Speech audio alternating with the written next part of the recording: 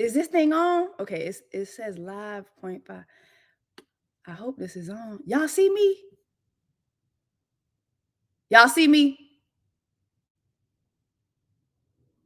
Okay, it say 89 people. Okay.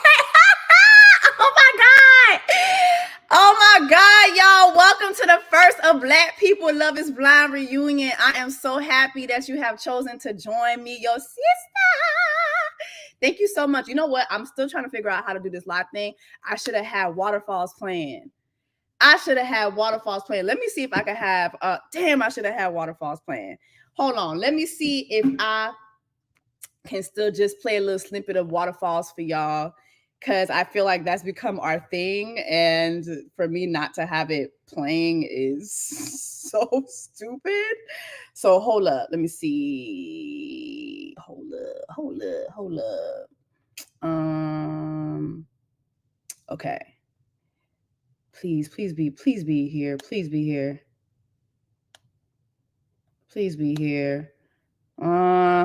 Lord, is it here, Lord? Child, not me not having waterfalls. This is a fail. Okay, hold on. All right, there it is. Can y'all hear that?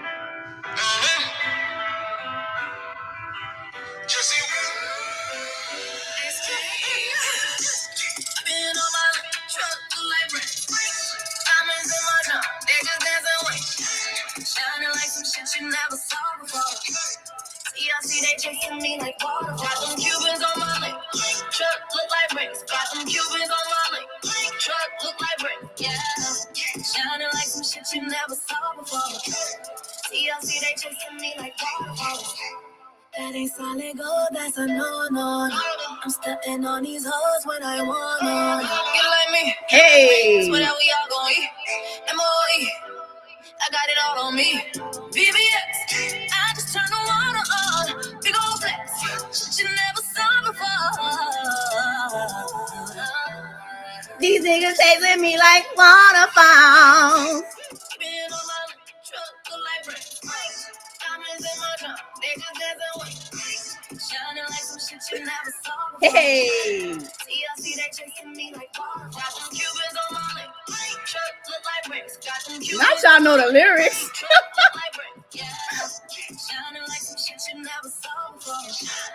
TLC, they chasing me like water. Just a red light special on the bottom of my shoe. Stay with different flavors, crazy, sexy, cool. Oh my God. You know what's so funny? I was telling my friend Justin the other day, I was like, I always thought Waterfalls was corny when I recorded it.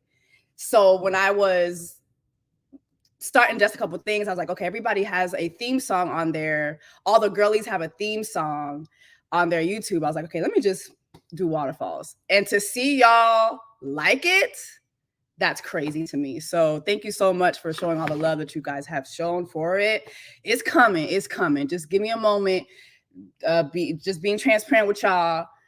I am in the middle of signing a lot of paperwork and with management, and I have a deal that I'm working on. So it's like I'm trying to get all that together so that I can release that song and other songs that I have. So be patient with me, but thank you so much for loving it.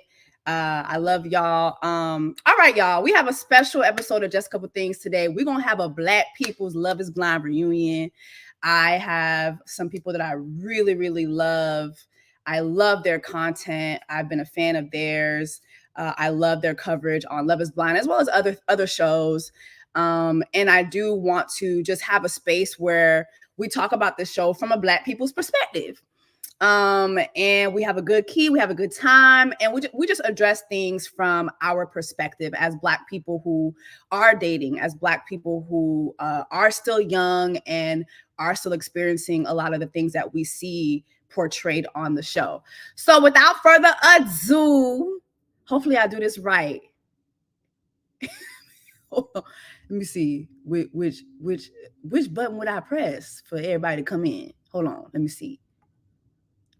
No. Yes. Okay, period. Okay. Without further ado, I want to invite everybody on here. First of all, we have Queen E. Thank you so much. We have King of Reads.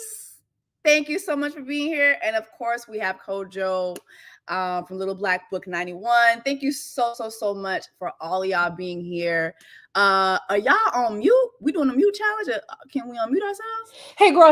We was giving you your space. Hey girl. Period. No, we was trying to let you have a moment. Come on in, not out. We know how each content creator. We know we can talk over each other. So we wasn't trying to do that. Okay, that's so true. So first of all, I mean, I guess I feel like everybody in the chat, they're all excited to see y'all. From what I'm seeing, everybody knows who you guys are. But if you guys just want to just briefly tell everybody who you are, just in case there's somebody who doesn't know, and how they can follow you and how they can keep up with your channel. Who are we starting with? Let's start with you. Okay. My name is Queenie. I am from Canada. A lot of people don't know that, but yeah, that's where I am. You can find me on YouTube at The Queen E. Is my Instagram the same? I don't know. My Instagram is something, but if you peruse on my YouTube, you'll find me somewhere there. We just hit 50K this month, thanks to Love is Blind. Thank you. We shooting for the 100K crew. You know, the 100K crew, I see them on the side over there. I'm going to join y'all. Yes, and you will get it. Period. Oh, hold on. I saw somebody say, where's Roxy? I left Roxy a couple comments. I looked for her on IG. I should have asked E for Roxy because E was saying, oh my God, I have all her information. So I didn't know. So Roxy says, please know I love you. We all love you. And next time we definitely going to need you at the Black People Love is Blind reunion and other things too. I really want to do more stuff like this. But yeah, go ahead, Justin. King of Reads. Hello, period. King of Reads, Justin, whatever you want to call me. I'm so glad to be here. Thank you, Jesu. I am a part of the Love is Blind tribe and the Black women's tribe as well, period. I have never watched Love is Blind. I'm excited about this reunion review, all of that. You can find me on YouTube, King of Reads. You can find me on Twitter, Instagram, The King of Reads. You type in King of Reads, you're going to find me, point blank, period. So passing it on to Little Black Boy Book. What is it? Little Black Book 91, period. Mm-hmm. Yo, thank you for that, Black man. Boy. King of Reads gonna get me in trouble today. My name is Little Black Book 91. I'm from the UK, as you probably can tell. I also go by the name of Kojo, if you know. But listen, my content on, I like to talk about relationships all the way through, and we use reality TV to kind of showcase how healthy relationships should be. So listen, if you love reality TV, you love relationships, then find yourself at Little Black Book 91. Shout out to Jesse as well for this, man. I appreciate it. I was going to sing, but, my chord's a little bit. Oh, listen, we're gonna sing. We're going to carry on. Listen, we're going to have a good black ass time during Black Women's History Month, okay? This is what we do on this channel. We're going to have a good motherfucking time. Let's just go ahead and just get started. I wanted to start not just talking about the reunion itself, but let's just talk about season 6, period. I think I've been one of those people who've covered Love is Blind from the beginning. And I was always fascinated by the show. I think when Love is Blind dropped 2020, we was all in the house. And I think Love is Blind, when it dropped, it just dropped at the perfect time because it brought the world together. Like, it really just did. Like, it brought the world together. We were all at home watching this one show. And then, God gifted us with Cameron and Lauren. Like, I really feel like this show was created for Cameron and Lauren because other than Cameron and Lauren, Brett and Tiffany, Zach and Bliss, I just feel like the couples ain't really coupling, and the show has changed so much from season 1 to season 6. What direction do you guys feel the show is going into, and do you like it? I mean, me personally, I love a delusional dating show. So I'm okay with the whole this show ends in marriage thing. When they did the stat of 11 marriages, but 9 couples are still together, I was like, well, wait, now that's not too bad. No, that's really good. That's really good. So where would I like to see it go? I say this all the time on my channel, and people think like, girl, I don't know. Regular ass people, regular. And why I say that is because when you know on the other side, you're likely to be with somebody who's relatively seen as attractive and stuff like that, there's no stakes for real. But when you know, I genuinely could be with a man who is 5'2" and, you know, has a cul-de-sac, I really got to say, am I going to put my whole heart into this thing? So I would like more regular people. Stop recruiting the people on Instagram. We can start there. I know how you feel about that, but I'm just gonna let that rock. Shout out to Chelsea, who thought she was gonna eat me up, but she ain't know I'm a whole piranha. I'm a whole Haitian piranha, girl. But yeah, no, I feel you on that. What about you guys? The men's. This is my first season ever watching. I was introduced during the pandemic, but I was only introduced because of the drama, because I knew the person who was on the show. Oh, yes, yes. And Who they you know, reached bro? out to me. What is his name? He was on Real Housewives of Atlanta. Carlton. So he reached out to me. He was like, "Girl, like, what do I need to do? Because this is a disaster." mm-hmm. And I watched it, just a little bit of it. And I was like, "Oh, girl, there's my sister done burnt too many bridges. There's nothing I can do for her now." Like the way that Carlton talked about that black woman and that whole situation, I was like, "Oh, sister, you just need to shut up. You just need to shut up. Like you just need to shut up." So that's how I was introduced. I never watched it, but people told me about what was going on with Clay and AD, and they said, "Justin, we really want you to talk about the colorism aspect and all the things. We really want your thoughts." So shout out to my patrons. They wanted me to talk about it. So I started paying attention. Then I started watching Jesse reviews, then Queen E reviews, and then everybody else's. And I started getting into the TikTok mess. I was like, oh, I can get with this, because you started doing reality show reviews. That's what started my channel, but I don't do it because all the reality shows are trash. It's the same format. Yeah. So this was some new mess. And like Little Black Book said, it's like I like talking about relationships. So you can use this reality show to talk about like some of the things, even things I've learned in my past relationship and things I want to fix before I get into a new relationship. So seeing all this mess, like recognizing red flags, so we won't be like Risa Tisa, I'm down for it. So this season is messy. I can't say if I'm gonna watch another one. It just depends. I don't know if I want to reward Netflix for giving me this. I don't know if I want to reward them like that. And I feel like that's some other stuff we can get into later. But yeah, that's my point. Yeah. Good points. I think you should reward them, King of Reads, to be honest. Because clearly your content's working. But listen, for me personally, I love Love is Blind. Like yourself, Jess, watched it from the very season one, seen the kind of growth of people coming onto the show. I think this has probably been one of the best seasons, bar season one. Because I felt like I did feel like they actually did a good storyline. We actually got deep into a lot of the couples, and we saw different various sides of them. I think for me personally, the next step, I said this on my live the other day, I want to see them do debriefs and deliberations and conversations after a honeymoon phase. Because if you've got two people having a connection and they have multiple connections with other people, to throw them instantly into a honeymoon and then that person comes back and they're not having a conversation, and I mean a real conversation, because yesterday, and I won't go too deep, we saw how Jessica and Jimmy were talking. They were practically telling each other, we love each other, but we couldn't talk about it because Chelsea's here. So we need real debriefs and real conversations. She's Chelsea's daughter's auntie, though. Madness. You know how I feel about those spicy things. Yeah. So that's how I feel. But good season so far. Can't lie to you. Good season. I think it was an entertaining season. I think out of all the seasons, it was the most entertaining. But I think for a lot of the wrong reasons. And then I think this cast too, out of all the cast, really didn't give a fuck about sharing stuff on socials. But they're not the first cast to do that. Season 5 really changed that mode. Season 5 is where we have 2 lawsuits that are active right now, and where we had a lot of people. I had the Black Women's Reunion for season 5, where the girls came on and they shared so many things from behind the scenes. And I think that now more than ever, people who are going on the show are either really not looking for love, but most importantly, don't care about talking. Like, they don't care about talking and they don't care about coming forward. I do know that the show puts these cast members on a very, very crazy NDAs. So the people who have been brave enough to file lawsuits, I give them so much kudos. The people who have stepped forward to share, behind the scenes stuff, I give them so much kudos for that.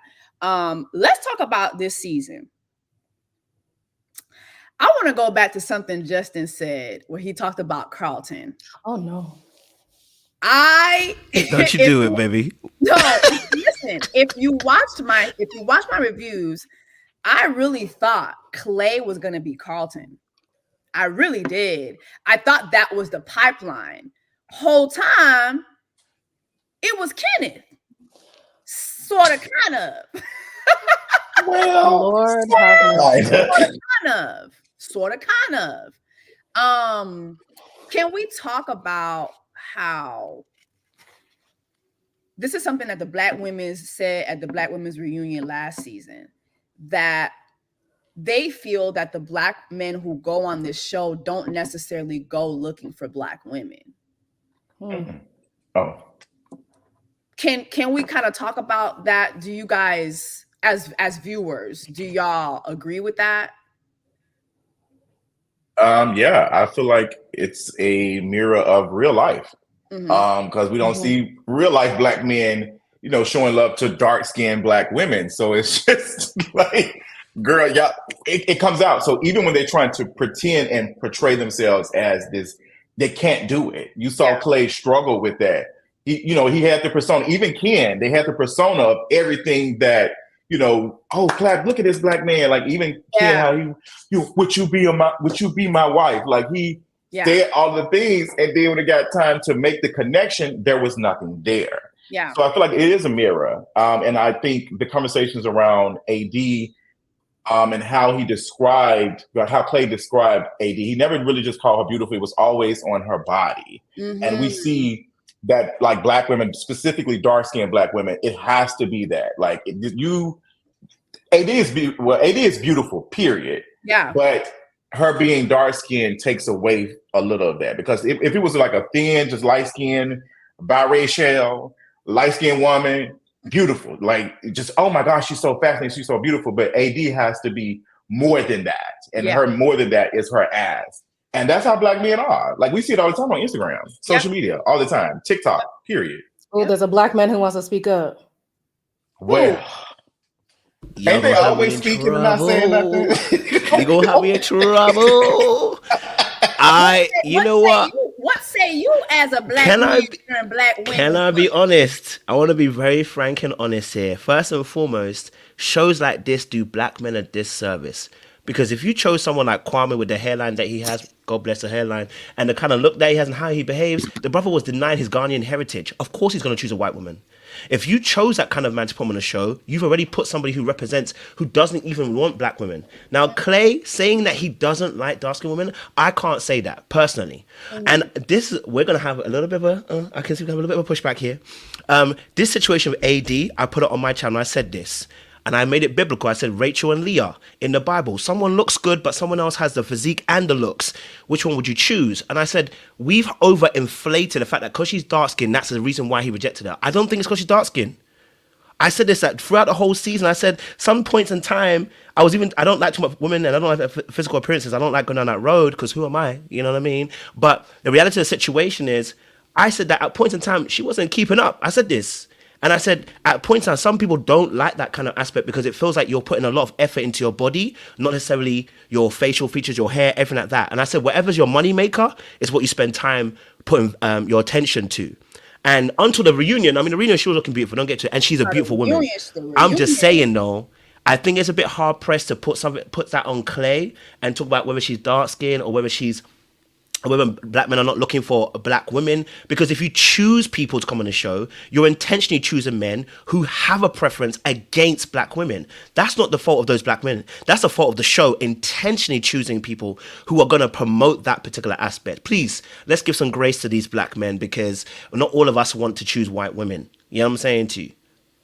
That's my defense counsel. So I a little bit side with you, Kojo. I do think that like Justin said, I think that what we see on these shows is indicative of what we see in real life. Like, as a Black woman, as a plus size Black woman, it's ghetto out here for me. Okay. However, what I see on TV is often what I see in real life. However, if I'm looking for more Black centric stories, I feel like there are channels for that. Unfortunately, Ready to Love ain't doing a great job right now. I stopped watching this current season. Yeah, I stopped watching this season too. I was reviewing and I dropped it. But like, Yeah. I'm not going to Netflix. And it's so funny that Clay said this because I think it's rich for him to say it, but it's partly true. How are you going to look at this network and expect them to adequately portray Black storylines? His specifically, I don't know what you're talking about, but I'm not going over to Netflix looking for, wow, they're really shedding light on our experience and they're really giving the Black women and the Black men. I'm not looking to Netflix for that. So I feel like if we really want more of those stories, when the ADs come out, we flock to them, we show them love. The Tiffany's, the Bretts, the Kwame's, if you want to, because representation matters. The Laurens, you know what I'm saying? Or you head over to Ready to Love, or that's the only Black centric dating show that I know. All I'm saying is people go where the money resides. You know what I'm saying? So let's go over there, or let's rally around the people who we want to see more of. And they're going to put, how many more Black people were on this season? Casted. We didn't get to see all of them, but casted. They're like, okay, so these people's stories are worth telling. And the more we, the more we support that, I feel like the more representation we'll see. But on the show itself, do they cast men who are not into Black women? I think they cast men who we see every day. I will say, I think that, Kojo said he couldn't say matter of fact that Clay wasn't into AD's dark skin. But I think when women are telling you something, especially when Black women say something, please listen to them. And here's why: because we know what we've experienced. Like, we know what we've experienced. And when we're watching these shows, we are seeing what we have experienced. Now, again, just like you, I do not know Clay's psyche. I do not know what's inside Clay's mind. I actually would love to interview Clay about that. However, watching it and seeing how he was more fixated on her body. Yes, from time to time, we would see him throw in a little, "You're beautiful," right? But it was never said like in the same tone as when he would admire her body. It was, every time he talked about her, it was, "I love our sexual chemistry." Like, he said that a lot, and unfortunately, as a dark-skinned woman who has dated, I have very much felt that my body has been more of the thing than my actual looks, what I look like. I have been in relationships with dark-skinned men like Clay, who will talk in circles and circles and circles to the point where you think you're crazy. But then the minute they get the opportunity to go date the girl who's not looking like me, you see them giving them a whole other type of attention. The way they speak about them is so much more protective. It's so much more soft. And the only conclusion I can come with is she's not dark-skinned. Can I push back on that just a little bit? With AD specifically, I don't know if you guys saw the interview with Nick Vale. I didn't watch the whole thing, but she did say right now they're flirty friends or whatever. So they cuddle and they do whatever. On the show, she made it seem as if they're not getting married, it's a hard line, never going there again, whatever. But now you've gone from being a fiance to a situationship. So in as much as we look at Clay saying, would he have treated another woman better? AD has to set the precedent to say, I'm not going to allow you to treat me as anything less than what I feel I need to be treated. So yeah, is it frustrating for us out here? Absolutely. But there are some of us who allow these things to happen because we feel like, well, maybe our time is never going to come. Like Risa Tisa, she was desperate. That provision that she saw, that yearning for a relationship really drove her to accept BS behavior. So I'm here just like, I do appreciate when we want to call people out, when we want to say, listen, Black women deserve better. But as the Black women experiencing these men, we have to put our foot down and say, you know what? No, if you're not going to treat me like you would treat your preference, and go over there, don't come over here. And don't be like, oh, I'm just going to accept a little cuddly friendship. Girl, from a fiance to a situationship, sister, please. No. I think that is by root the problem, like with patriarchy. Like women are like relationship. Like even this show watching, the men are in control, point blank period. They have to make the decision, oh, I'm ready. It's not if a woman, I don't know if we ever seen a woman propose, but even if she was, it would be looked down on because that's something that the man's supposed to do. That's like who has the power in the relationship. I think when people talked about AD and how she presented her body to him, I think that's also, she's been indoctrinated in this, like taught this, like this is what gets their attention. So let me lean into that. Even I do that sometimes with stuff, because if you're not, praised for this and you're praised for this, like, oh, you're such a good person. Like I had a friend tell me, oh, you have a good personality. You're such a loving person. All the other stuff. I was like, girl, I can't wear that to the club. When people don't see my personality as like how, like, why can't the same way you're telling somebody else they're beautiful, why can't I receive that? And who gets to determine what is and what isn't beauty? So we talk about like colorism exists. We can't whatever it exists.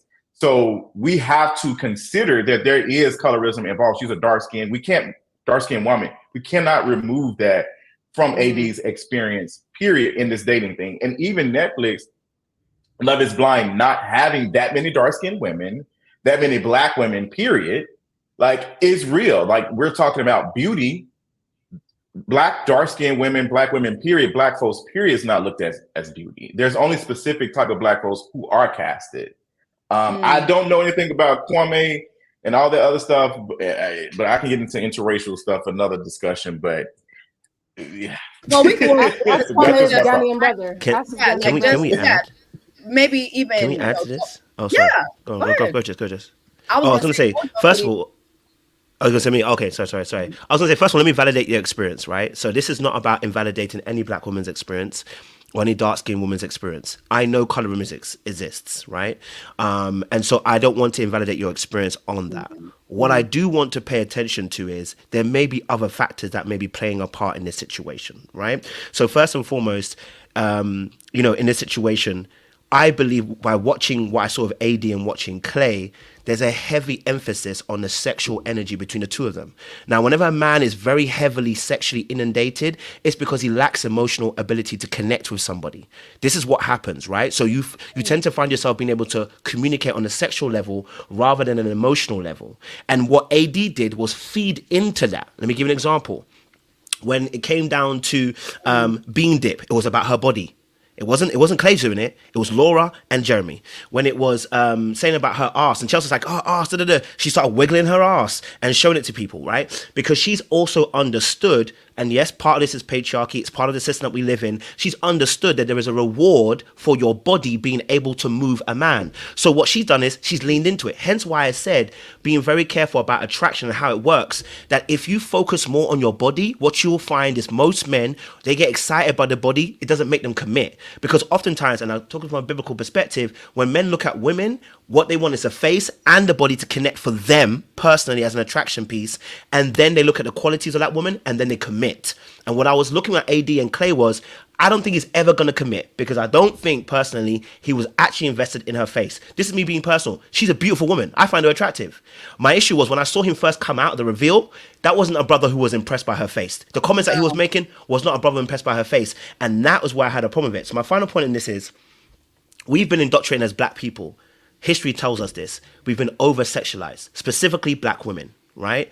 And so what's going to happen is there's going to be that indoctrination, which is going to play a double-edged sword. Because if you can lean into it, you can kind of win a little bit because you can get the attention. The problem is, what kind of attention are you going to get? And I think here with AD and Clay, first of all, has got commitment issues all over the board. He doesn't know how to commit emotionally. He's crying whenever he has to explain about what he's done wrong in the past. And he told us he's a rock star trying to be monogamous. That brother ain't gonna commit to that poor girl. And so AD bought into it because you know what I'm saying. I'm like, and AD's a healer, doesn't know any better. You know what I'm saying, Chu? So I'm gonna leave it there. But you know what? I really wanted to. I wanted to get into the other couples first, but you know what? I'm glad that we're here because there's so much to discuss, and then we can get into the other couples later. I like that you brought up the rock star aspect of it. When we watched their wedding, his dad comes in. Your daddy, who you have been exposing since the time them cameras went up. Clay, how's your day going? My daddy cheated on my mama. Clay, would you like something to eat? My daddy cheated on my mama and he took me on cheating trips with him. Like, it just was crazy. And then his dad comes in, not knowing that his son has been like dragging his ass, but he comes in on his wedding day. And the speech was all about how they were both track stars. They ain't runners, they are track stars. That was the speech. You were a runner, you were a track star. That was the speech. And I thought to myself, you know what? This is a good example for Black men to watch. Because I want y'all to see how delusional y'all be sometimes. And also how y'all don't be talking about nothing that matters. We are down to the wedding, and this is the speech. Can we talk about just the overinflation of himself that Clay had and how that seeps through, I think, how he sees relationships and how his daddy helped that? Clay is the prize. Is giving he's the prize. Remember, even Jesse, you pointed out when he walked up. Listen, even Jesse, you pointed out when he walked up, it's your name and your fiance's name. Hey, mama, you see my name up there? Literally. I think he's been taught to do that, but I can't imagine my mother or like my father coming in on my wedding and not like, I've had some real moments with my dad, like real moments about like what it is to be a man, like whatever, no matter like me being queer or not. To see this man come here and talk about like, yeah, you remember how you beat me and I wasn't out of shape. Don't tell, I wasn't out of shape. You know, you got good. Like you was good. I ain't out of shape. It's just so much focus on him. And I just also don't see no man that age wearing no alpha pin to no son's wedding. I don't know. Alphas, y'all can jump. I just thought that was very, I was like, is he going to do every time you tell a lie? Like, is that the thing that he just rub the thing before you go on an Apollo show? Like you rub it, like every time for good luck or something, every time you take your son, you're taking your son on cheating adventures. Yep. Dora the Explorer tease, like swiping, no sticking. Like, I'm confused. Like, this is not a man. And to see that Clay said his dad did not apologize. Mm-hmm. He apologized in his own way, which means he didn't take accountability for it. And Clay probably doesn't even know what accountability is, to be honest. Well, I think he did a good job of taking accountability at the reunion, but he had no choice. Yes. He had no choice. Like the whole world's beating your ass. You got Wale. Wale ain't give us no piece of song or nothing in years. But he's on Twitter talking about, yeah, y'all see with Clay on Love is Blind. Airbnb. That was madness. What say you? I think that's why he apologized, though, because his image was torn down. Because if Clay goes to date any other woman, even if the woman has never watched the show, if she show a picture, because Clay wants to be shown. He likes being shown. And people love telling him that he looks good, too, which feeds into his ego. Because even Mama Jackie, the whole basement was flooded with stuff. I was like, is she okay? We're gonna get back there. We're gonna get back there. Keep that thought. Kojo, just add your thoughts to this and we're gonna go back there. Well, you know what? Listen, obviously the dad situation is crazy. I mean, the dad for me showed no growth. And it was a really stark comparison between the mother and the father in terms of the growth that actually happened. That he couldn't even, in that whole scenario, he made it one with his son about himself. And when it was about his ex-wife, the mother of Clay, he still made it about himself. And that told me he's still in a victim mindset that, you know what, it's been done to me. So therefore, I'm still a victim. And when people are in that place, they struggle to be able to see anything else because the sympathy and the empathy and the validation and attention that they get from people, it's hard to remove themselves from that space. That's been imputed onto Clay. Now, I do think Clay's a bit more aware because he's able to voice what's going on in his mind. The problem with Clay is that the attention and the validation that he gets from being a choice pick. Let's be honest, he's a choice pick. He's 6 foot, dark skin, did athletics. The brother's a choice pick. And so the problem with that is when you have your choice pick, you always have attention. When you have so much attention consistently, it's hard to focus on self and look within yourself. Many of us have gone through experiences where we haven't had that opportunity where you didn't have attention. So you had to focus inwardly. He ain't had that time. It's almost like being good looking all your life and and never having a personality. The reason why you never had a personality because you never had to work for it. And so I think Clay's got to a place where he's starting to realize like he's in two minds. I'm a bastard, I know that, but the problem is I'm trying to be different, but I don't know how to get to the other side. And so he's still trying to work through that at that point in time. So I think, I never liked the dad situation. I thought that the fact his dad hasn't apologized to him tells me that that has got a long growth to go, and Clay's got to do some work as well. So yeah, sad times. And can I say, like, watching the interaction with his dad actually gave me a lot of perspective, because I will say, like, praise God, I've been blessed to be in a family where, like, my dad has been with my mom. That's it. I haven't seen like, I don't have the experience of like outside babies and secret partners and all that stuff, but I do realize a lot of my friends come from broken homes, and sometimes I wonder, like, why are y'all so pessimistic when it comes to dating? Why are y'all so this? Because I've literally told my mom, I said, you set me up for failure because I'm looking for what you have. And unfortunately, I see so much brokenness in our community, and watching Clay and watching his dad, I was like, okay, I'm now seeing what a lot of people are going through, which I haven't gotten that perspective before in such a raw way. So on a relationship standpoint, I said this on my channel, on a relationship standpoint, I don't give Clay grace. I'm sorry. Because like Kojo said, he's very aware of all the stuff that he is dealing with, these demons, these potential disappointments and stuff. And I feel like as a grown man, you have a responsibility to say, okay, so I'm not in a place to entertain somebody right now. Let me go fix up and then come and, but on a personal level, my heart did break for him. When I was in university, my mom called me randomly and she apologized. Mind you, I feel like my mom did a stellar job raising Your mom apologized to you? Absolutely. Wait. Absolutely. You're African. I am African. I am Zimbabwean. I was born and raised in Zimbabwe. But an African parent apologizing? Sure did. Uber religious too. A parent apologizing, period. Okay. Exactly. Yeah. But they don't be apologizing. I did the best. Listen, I did the best I can. I did the best I could. No. It was a genuine apology. And I didn't even feel like my mom raised me in an improper way. But that apology, she said, if ever I had done anything to not make you feel seen as my child, to not make you feel loved as my child, if you feel like whatever she said, I am sorry. And I'm like, my mom didn't even do even an iota of the things that Clay's dad did to Clay. So to see somebody the in the chat said, of Clay, somebody said, I'm still waiting on my apology from my mama. It's not going to happen for everybody. As we saw, Clay is still waiting for it. You know what I'm saying? But like me experiencing that healing from not even a super broken situation, it made me even break more for Clay, because I'm like, damn, this is a reality for a lot of people. So relationally, Clay, come on. I put some responsibility on him, some more responsibility than a lot of people in my comments want to, but that's fine. But on a personal standpoint, my heart does break for Clay and people like Clay. It does. Yeah. Did you want to add anything, Justin? I think the only thing is just reminding me of, we saw that on Love and Hip Hop Atlanta with Scrappy and Mama D.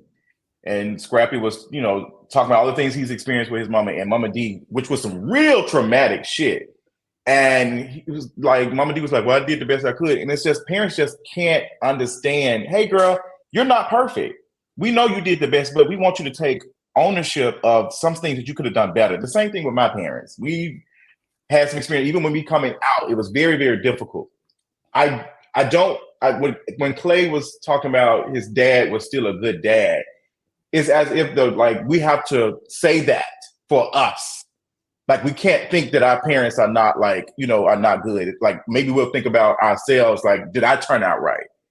Did I turn out the best I could? And I think that is the reason why he probably does not want to admit that his dad did wrong, because he had to admit that maybe some of the ways he's doing it is like really truly fucking with him. And to really unpack the shit that you're doing and how you're treating other folks, the labor you're requiring on people that you're in a relationship with, like AD, you have to do that work. It is not easy at all. Just going to a therapist, like we tell folks to go to therapists all the time.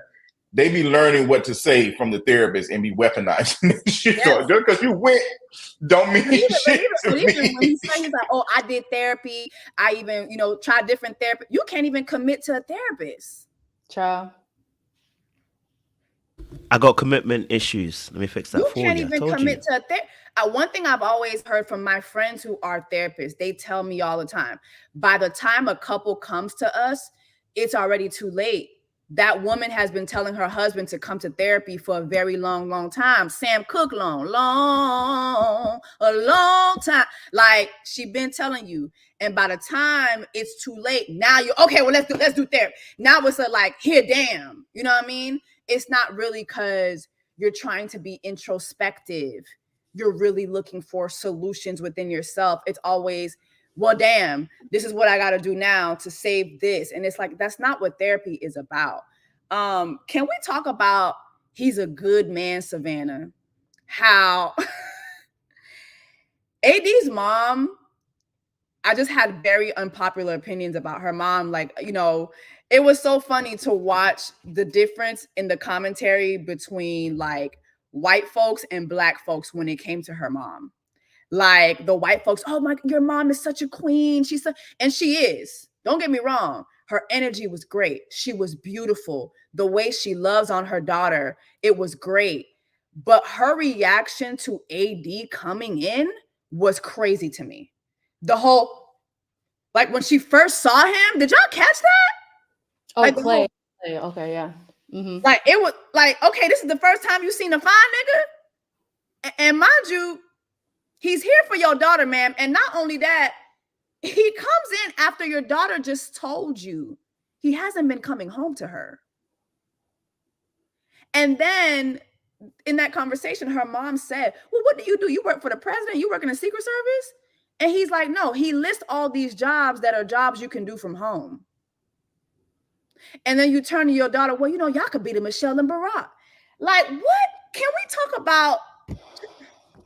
I mean, honestly, the way we were raised plays a big part in who we become. A lot of people don't want to say that, but it's true. We see it in Clay. We see it in AD. I saw an older AD. Like, I was not surprised that AD's mom was like that, because AD seemed easily moved by Clay's words, by Clay's face. The man said, what was that thing? Philippians something. I'm like, not this. Child, that's the only verse he knows. That is the only verse he knows. And it's like, after he said that, she was like, that's a good man. Babe, what? No. And then I wish the conversation they had when Clay was absent for the few minutes had permeated a little bit more, because the mom was trying to say, if this don't work out, you are still worthy. And it didn't sink in, because I feel like even though AD has probably heard that a lot, like Justin said earlier, we're still conditioned to think that our value comes in partnership. Our value comes in marriage. And look at this guy. He's, he's got all these accolades. He owns a home. He's beautiful. He's into you. Like, girl, just settle for whatever it is. He's a godly man because he knows 3 verses. Like, I wasn't shocked at all. And I was a little bit saddened, because I was like, God forbid, to bring my mother in again. My mom says, if you never get married, I just want you to have a fulfilling life on your own. Like, my mom doesn't pressure me to get married at all. Mm-hmm. And I wish I had seen that from AD's mom, because you see AD from the show. We don't know her in real life. Yeah. From the show, she puts value in being partnered. Mm-hmm. And the mom seems to also have that same perspective, and it just trickled down. And I wonder, when is that cycle gonna stop? And how AD kept, when she was at the altar, she said, in her white dress, she said, I would have did everything. I would have did everything for you. There's nothing he could have said that would have made us say no. This man ain't said none of this shit. You, Jesse, you talk about she was saying, oh, he's a good provider. We ain't seen none of the man wasn't even coming home. We never even saw Clay provide you a sandwich. A pay stub. A W-2. Nothing. A 1099. Nothing. And mind you, this is season 6. I don't know if y'all remember season 4 with Brett and Tiffany. The way Brett, well, see, you didn't watch, Justin, but Tiffany and Brett's season, Brett would set up photo shoots. He became her photographer. Like, he would be setting up photo shoots. He would take her. I remember one time she was stressing over her wedding dress. He took her on a getaway, like surprise getaway. And this is a black guy. This is the black guy that he was talking to at the reunion. And I made a joke earlier in my review saying he saw either Cameron and Lauren or Brett and Tiffany and was like, oh, hell no, I can't. I'm not doing that. Because Brett, the moment he became Tiffany's fiance, he went out of his way to become her covering. Like, it was so apparent. Like, you're my fiance, you're my woman. Where we gonna stay at? Don't worry about that. I'm gonna get us a place. You can't find your way. Don't worry about that. I'm gonna do this. Don't worry about that. I'm gonna do that. And he said himself, he didn't come from a background that was perfect. But Kojo, I'd love to hear your take on how he's a good man, Savannah. You know what I want you to address? How Black men, especially heterosexual Black men, can take advantage of that outlook. So the good man Savannah situation. Mm-hmm. I'm going to have an unpopular opinion again once more. I'm so sorry, guys. You know what? I'm working on a video right now, or a series of videos called the Mirror series. Okay. Mm-hmm. Having spent some time in the wilderness doing some stuff that I shouldn't have been doing, that the good Lord knows I shouldn't be doing. I started to realize that the people that were meeting me were a mirror of me, right? AD and Clay are a mirror of each other. A lot of us believe that Black men, and a lot of them are, can be trash bags. And I'm not going to deny that there are trash bags out there. They're black, they're white, they're blue, they're green, and they're orange. What I want to say is this, though, in regards to the situation, is that I want to first validate women too.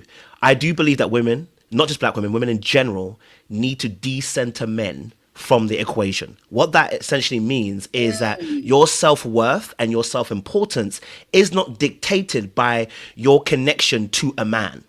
And that leads, when you can decenter men, you can also start to work on what we call the emotional independence. Because a lot of women are attuned to their emotions much better than most men, but they're not emotionally independent. They're emotionally dependent, meaning that once a man doesn't feel you, or you don't get the man that you like, you start questioning your self-worth.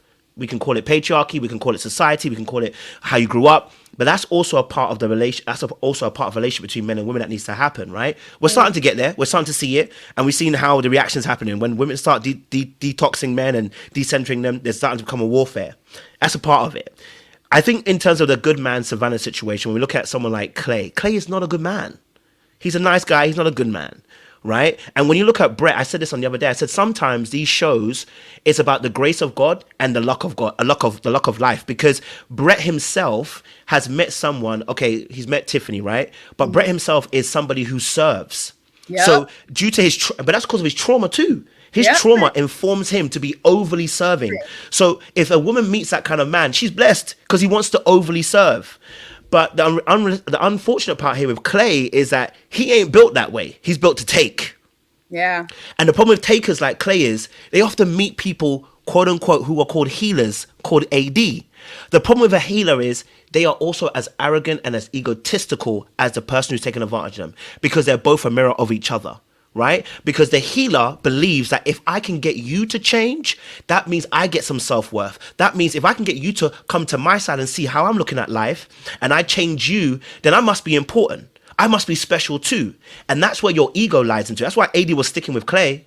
And Clay, too, being a manipulative individual, saw AD and said, well, fair enough, if you think you can pull me to that side, I'm going to take advantage of that too, because in that moment, whilst you're going to be trying to pull me over there, I'm going to be pulling you to my side too, right? I'm going to take advantage of your quote-unquote kindness, which is really just niceness. I'm going to take advantage of your servitude, which is really you trying to manipulate me to make me feel like you're the most amazing woman, when really and truly you don't even love yourself. Because if you did, and you knew what emotional connection actually entailed, AD would have saw Clay coming a mile away. You know why we don't know? You know why we don't? Do you know why we know that she's in love with herself? Because not only did she put Clay, she put Matthew, and Matthew gave her a whole "I'm Captain America" speech, and still she went to date him after. That's madness to me. So these are mirrors.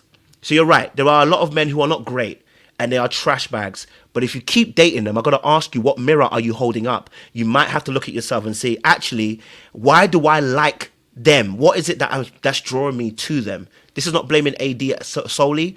Clay is, for me, manipulative in the way that he knew that he dragged her to the end. He didn't need to. He could have quit. But because he was getting validated, he ain't going to do it. So, yeah. So I'm definitely with you guys on this particular aspect.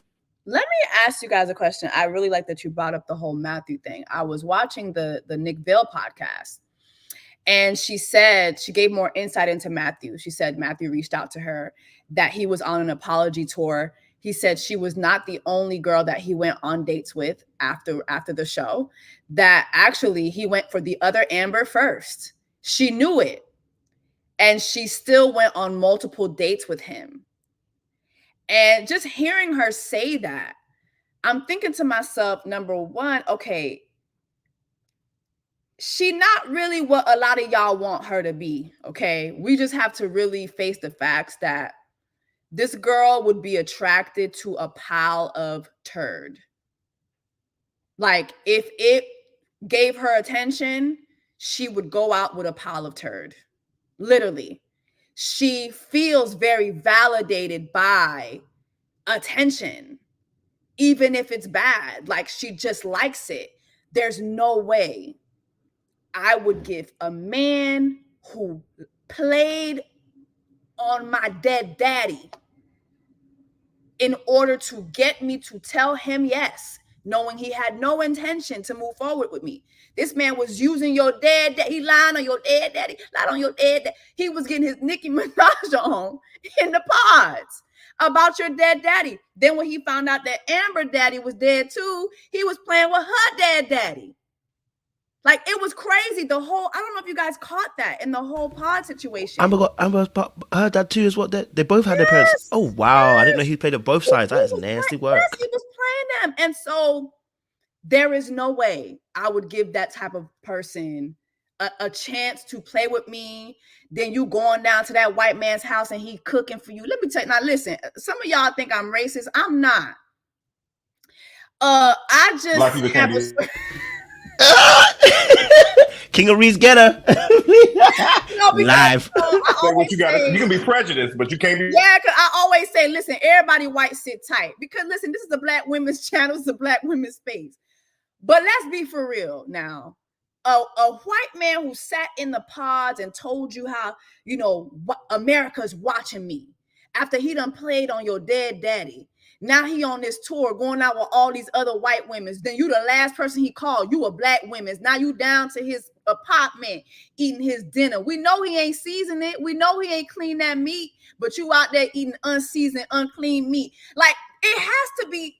We have to talk about that. See, but this is why earlier I was saying I'm not gonna blame Black men not being attracted to Black women and coming on the show, and that's why the Black women get treated bad. Realistically, if we all want to be honest in life, we get treated the way that we allow people to treat us. And if it was people treating us that way by force, that's criminal. You know what I'm saying? Mm-hmm. So I can't be like, this person played this person. You allow certain things to happen. And with that allowance, it ties into conditioning. Mm. So I'm not going to make it seem like, you know, there isn't a reason for why we allow certain things to happen, right? But I tried to I find it weird to say I'm holding somebody accountable, whatever. I gave commentary regarding AD and how she allowed so many things to slip because I want to get chosen at the end. Mm-hmm. And a lot of people, Black, white, red, green, orange, yellow, whatever, we accept certain things because we feel like this might be my time. Yeah. And then turn around when it doesn't end up being your time. Mm-hmm. Oh, but I got played and this is what always happens to me. If it always happens to you, like Kojo said, maybe it's because it's a mirror situation. You keep picking people who are a reflection of you and what you are missing. And because you don't want to take accountability, you want to say, well, it's because of that person. Come on. Yeah. I also think that desire played a lot in it too, because she was fascinated with Clay's looks. She was fascinated. Talk about it. Fascinated. When you look like Clay, you don't have to show up in all those type of ways. Like, because it can always, the capital that comes with being desirable, you don't, why? Clay has never had to do any of these things from the time that he was young. Yeah. And I guarantee you, his dad looked probably really good back in the day too. He's still a very good looking older man. Yeah, so it's just it's just you don't have to perform all these niceties. Like if you're just attractive, you're desirable. It's like, why do I need to do all of that? Like you'll take the bare minimum. Period. Mm-hmm. What do you say, Kojo? You know what? This is such an interesting situation because I think, like I said, I see both AD and Clay, and you know, I do feel for AD. You know what I mean? As a fellow person who has some of the same tendencies she has. I can be honest with you. I have some of the same tendencies. And it's because we're not very well emotionally wired and connected that we can't see when people are playing us in our face, right? And that there's like you said about AD and Matthew talking about the situation. I can imagine myself in the past probably taking the same thing from a girl. I've been like, maybe she wasn't meaning that, you know, because what you're really saying is, you know, I wish somebody would have given me grace in my lifetime, or I wish somebody would have seen me or appreciated me, or someone have heard me. And that's also a part of being emotionally connected, right? And so one of the difficult things is if you're not very well emotionally connected, but you can express emotions, people believe, oh, you're very well, you're not. You need to understand I think there's like 12 steps when it comes to emotional connection. And the last step is actually the first step, meaning know thyself. And when you are able to express your needs, your desires, and your wants, and the values, and you're able to verbalize it, right, in a less than passive way, in a more assertive way, then you are starting to connect to yourself. And this then feeds into other areas of emotional connection. I can see me and AD. I see her. I do. I really do see her because I can understand why you're accepting less, because you've always had to accept less. You've had to abandon yourself to survive. So when somebody presents something that is very familiar, it's more of a familiar spirit than it is actually it being of something good to you.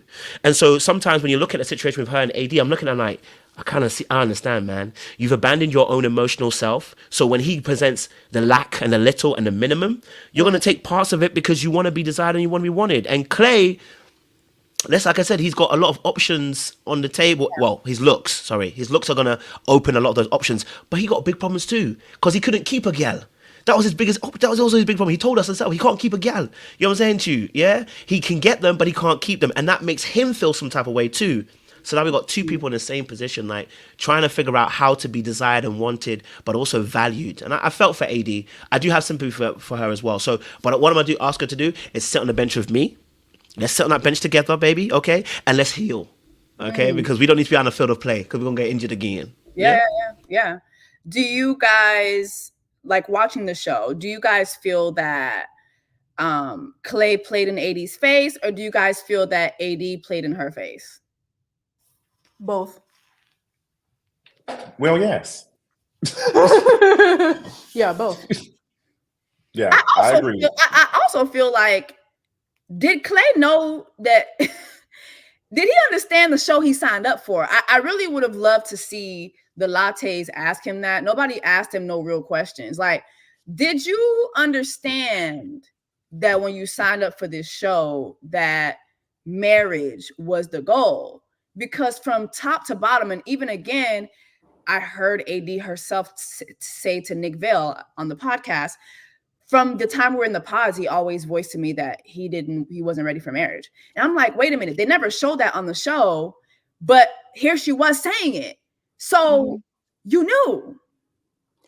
Yeah. I think production is also protecting themselves, because if they would have asked that question, you all didn't do the work. Y'all didn't do the reading. Y'all didn't talk to him. And you knew that this person was not interested in being married, but you still casted him. Yeah.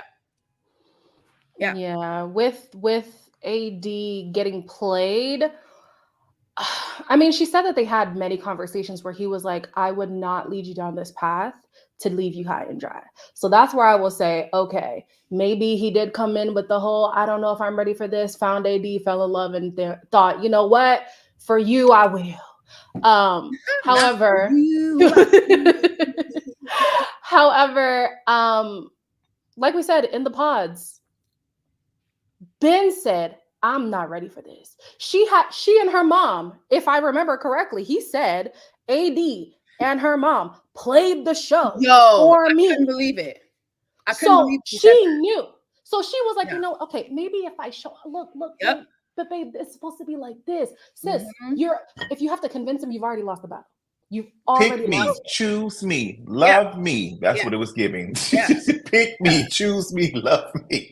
And I hate that for her, but you know, when you've been taught that, I can't hold her to. I offer grace to her because it's just like, girl, damn, because even we see people who have been single for so long and have no kids.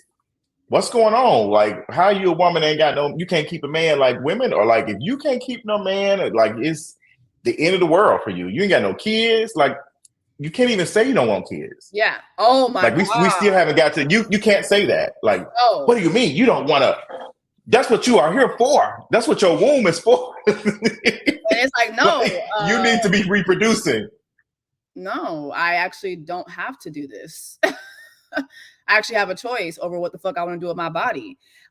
Speaking of pick-me's, can we talk about Chelsea? What I didn't like about the reunion was they asked Chelsea nothing. And her and Jimmy were up there neck and neck with AD and Clay to me. Like the stuff that we saw on camera was, I have an unpopular opinion that Chelsea is an emotional abuser. It's not unpopular. It's not unpopular. Yeah. Oh, okay. I think she is they don't like Chelsea at all. Oh my God. She's a textbook, narcissistic, gaslighting, emotionally abusive Karen. Her ability to live in another world is astonishing. Like, you will see that the sky is blue and she will tell you it is green and then start crying about it because it is green to her. I wanted to get your thoughts on, first of all, the fact that they didn't ask her anything, and also just the fact that, was Jimmy wrong for not breaking up with her sooner? Yeah, I do think he was wrong for not breaking up with her sooner, especially because I do not like when people hold on to stuff and then want to just pile it on whenever it's convenient. Chelsea did that a lot, but Jimmy does it too. And it's a little bit more subtle, so people call it out not as much. But if you know that your deciding factor was the fact that she violated your friend's privacy or whatever, then you should have, if you claim to love her, because apparently they dated after the show, that should have been your moment to say, you know what, I gotta walk away. So I think, like Kojo was saying earlier, the people who we attract tend to be a mirror. I do think that a lot of Chelsea and Jimmy's attributes are the same. We start to see little insecurities of him come out at the little beach thing when he was like, why would you say that they're the strongest couple? Yeah, I don't know that, whatever. But because Chelsea's the more erratic character, I'm sure they leaned into that a lot. Chelsea also talked about, there was a time where Jimmy said that he wanted to go back home to his own apartment. He said he was going to bed. Apparently he then butt dialed her and all his little girlfriends were over at his house. So like, there are parts of Jimmy that are also evasive with the truth. He's avoidant when it comes to, altercations and stuff like that. He doesn't want to take accountability for certain things. And as somebody who's as immature, as somebody who's as insecure as Chelsea, that stuff's gonna drive you crazy. So you do get to the point where it's like, okay, well, maybe I just got to start making up stuff, because when I don't think anything's wrong, things are going wrong. When like anything is possible with you, not absolving her, because girl, Yeah. Girl. And I think that they didn't ask her because they thought maybe it would have been a liability to have her have a mental breakdown on the show like that. So maybe that's why they chose not to say anything. But two peas in a pod, them two. Yeah. Yeah, I agree. I think that, and Chelsea talked about it in her TikToks as well, that she has a lot of work to do with her insecurities. And I get it. I feel like they were the worst for each other, to be honest. Jimmy was not interested in Chelsea. No, at all. Jimmy was first of all, Jimmy is a drunk. Let's talk about that. And Chelsea, this was a drunk too. Yeah, but Jimmy always had a beard. Yeah, he always had. And you saw it. Yeah. Yeah. As somebody who was in the army for 7 years around folks like Jimmy and his daddy, like when they face started turning red, he drunk all the time. They be drinking. I love me a beer. Gotta get me a beer. It definitely gives that. But they were the worst for each other because Jimmy was not interested in Chelsea like that. And I think he tried to, hey, I think these people are aware of how bad it will look if they hurt someone's feeling on the show. So they try to go with it. Like they some of them are very calculated because they do not want to get ate up online. That's why Clay was continuously making his mistakes because he was not aware. He was not aware, but he should have told her when he saw her, even his curiosity of what Jessica Rabbit looked like. He was very curious of what Jessica Rabbit looked like. Just why would she say that? He was trying to ask her, is she a bad bitch? Like, does she look better than you? Like, what's it giving? And Chelsea did not want to say that because of her insecurities. And I feel her. And there's so much about Chelsea and Jimmy that I would love to get into because I wasn't feeling how Jessica was involved in some of the things and the double standards. It's okay for you to, hey girl, like, maybe I should hit him up. Jessica was not interested in Jimmy either. She wants to be on the next show, which is why she's already done filming. What? Absolutely. Period. So I wish that Jimmy would have ended up with Jessica just to see how that was going to go because I feel like we would have got more. I think that about Jessica. I actually think they would have been good together, and they had so much chemistry even down to the reunion, which is why I was looking at the fact that Chelsea. Well, you think they would have been good together? I think that they would. I think Jessica is. I think Jessica is very calculated. Yeah, I think she's very calculating too. I actually think she's a plant. That's another unpopular opinion. Oh yeah, well yes, she's a plant. The way they sat her up at reunion and gave her so much shine from the time the show came out, she was the first person to do interviews, first person to do Nick Vale. Like she really got pushed. But I actually do think that they actually liked each other. Even when they met each other at the barbecue, they genuinely liked each other. And looking back at it, I really feel that Chelsea was strategic in becoming her bestie and becoming her child's auntie, so she could keep an eye on what was going on between Jessica and Jimmy, which I think is so weird. Like I think that whole love triangle, they didn't spend enough time on that for me because it's like we saw Chelsea bring up Jessica so many times, and they didn't question anything about that. But then you villainize Sarah Ann, which we're going to get to her later. But Jessica, you was giving the same vibe. You was kind of giving the same vibe. And if Jimmy was down for it, it's because Jimmy was scared. He was scared that Shrek wife was going to beat his ass. Let's just be honest. Like there was some times when him and Chelsea would be going at, I actually feared for this man. I really did. Like I thought like, okay, what's going to happen when the cameras go off here? But I have a question though. Like the reason why I asked if you think that there would be a good match is because Jessica's strict. I was even saying this in my video, like Jessica's kind of strict, Yeah. And with somebody like Jimmy, who's so avoidant, I think it's only fireworks and not the good kind with that kind of pairing. I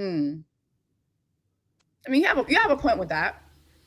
Yeah, I think Chelsea being friends with Jessica was because like Chelsea was being ate up online. She was called ugly, all these other things. If she had a nasty disposition about Jessica, she would have got ate up even more. Oh, true. Because people felt sympathy for Jessica. Like Jessica was fake. Oh my God! Even in that moment when Jessica was crying for like the situation with Jimmy, Chelsea did her best to not smile and look happy that she was chosen because she knows that she would have got ate up. Like, you got this beautiful white woman over here going through, and then your ugly ass over here happy about, taking somebody, man. The sympathy for Jessica is like, it's annoying as hell because nothing about Jessica gives me authentic, to be honest. Thank you. And I'm glad Jimmy called it out. Jimmy said, well, why you didn't tell me I love you first? She wasn't going to say it first. No. She was not going to, because she would have had to continue being in love with him. Jessica, I think there is some chemistry because they was in that camp for them 2 years. So there's a connection. That's all they had. But I don't think that Jessica is attracted to Jimmy at all. I don't like Jessica, please. I went through her Instagram and her stuff. Jimmy is not her type physically. Yeah. So sorry. Let me submit this to the court. The Chelsea and the Jimmy situation is quite interesting for me. I definitely agree with her being emotionally abusive. I think she needs her insecurities have allowed her to be able to try and manipulate, control, and whatnot. But I'm going to submit the same thing I said for AD and Clay and say it here. They're a mirror. When I look at Jimmy, he is, and as Queenie said, he's an avoidant person. And one thing about avoidance is, and this is going to play into Jessica's situation, him and Jessica are not going to work because avoidance, one of the things they hate is manipulative people. Why? Because they're manipulative as well. They like to control how the dynamics of a relationship play. Jessica came on too strong, right? When she brought the letter, and then when she had an EpiPen moment, he cancelled her in her mind. Yep. And he knew if he went back there, this girl will try to use me and abuse me. Even though Jessica is actually his type. Because when he talks about his past women, they're actually in Jessica's range. Yep. Which also tells me this. He's a person that shoots above his range because it puts him in a place, more than likely, choosing women who, he can... Let me say, quote unquote, let me say this in a nice way. When you choose up above your level, one part of it is to make you feel some significance because you're choosing above your level, but two, also because you tend to get looked upon in a particular way where, how do I say, I'm trying to think of the word because I don't want to be disrespectful, I'll come back to it because I'm going to say something disrespectful and we're live. But I'll come to that point. But my thing is that when him and Chelsea got together, you get a gaze that you wouldn't get if you're looking for that approval gaze. You're looking for that trophy because your face card is declining everywhere you go. It's going to decline immediately. Men do that all the time. Yeah. Oh yeah, men do that all the time. Like especially with their light skinned wives. Yeah, Then Cat Williams said it. Yeah. Yes, like they have to. That extends them capital. Yep. That extends them capital. And I'm not surprised that Jimmy. I do believe Jimmy probably got some good. Chelsea said not the size like this. Chelsea's a liar. She was happy. Let me tell you something. I got scammed into being in a relationship with an ugly man with a big old penis. Okay, that man was Haitian. That's all I was. Now, how you get conned into that situation? Had a Haitian Zozo, but he was ugly as hell. But the minute he pulled that thing on out, I said, you know what? But how did you even get to that point, Jesse? Like, was it good at that? We were friends. See, we were friends first. We were friends. So this is why don't be friends like this. The continents were meeting. That's what I'm saying. Because women out here giving you chance when you're ugly to them. They're gonna mistreat you. No, he actually was a really good boyfriend until he just two Haitians together. It just wasn't working. He was too controlling. Like Haitian men are very controlling. That's been my experience with Haitian men. He was very controlling. But since we're talking about, face cards, I really felt that also they didn't give enough attention to the Megan Fox thing. Because Megan Trainor telling that man that, I get called Megan Fox by other people, though. By other people. And she didn't even say Megan Fox. She's like, MGK's girl. And here's the thing. She knew exactly what she was doing. She knew exactly what she was doing. She knew that put her up in the running to become America's Next Top Model. She knew exactly what the fuck she was doing with that bullshit. She lied to that man. And I feel like they went easy on her. Like, do y'all feel like that was a manipulative thing to do? And do y'all feel that she gives Megan Fox instead of Megan Trainor? I mean, I don't know where you started calling her Megan Trainor. That's crazy. But I honestly wonder how Chelsea's friendships are in general.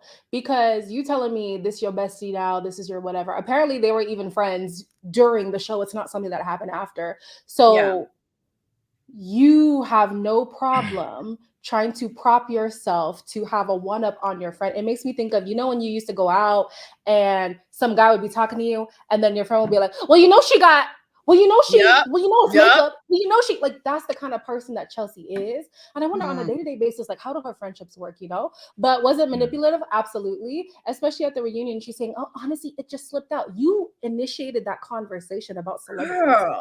How does that slip out? And let's be honest, in certain angles, does she favor Megan? I will say yes. I know you regardless, no, she does. Guys, you guys want to be I think she's pretty. I'll allow In it. what I'll allow it. It's at certain fine. angles, I look like Morgan Freeman. You know what I mean? I'm not saying she's ugly. But There ain't no angle. If y'all She just damn sure don't look like Megan Fox. If y'all look at the things that people have put together, at certain angles, you can absolutely see it.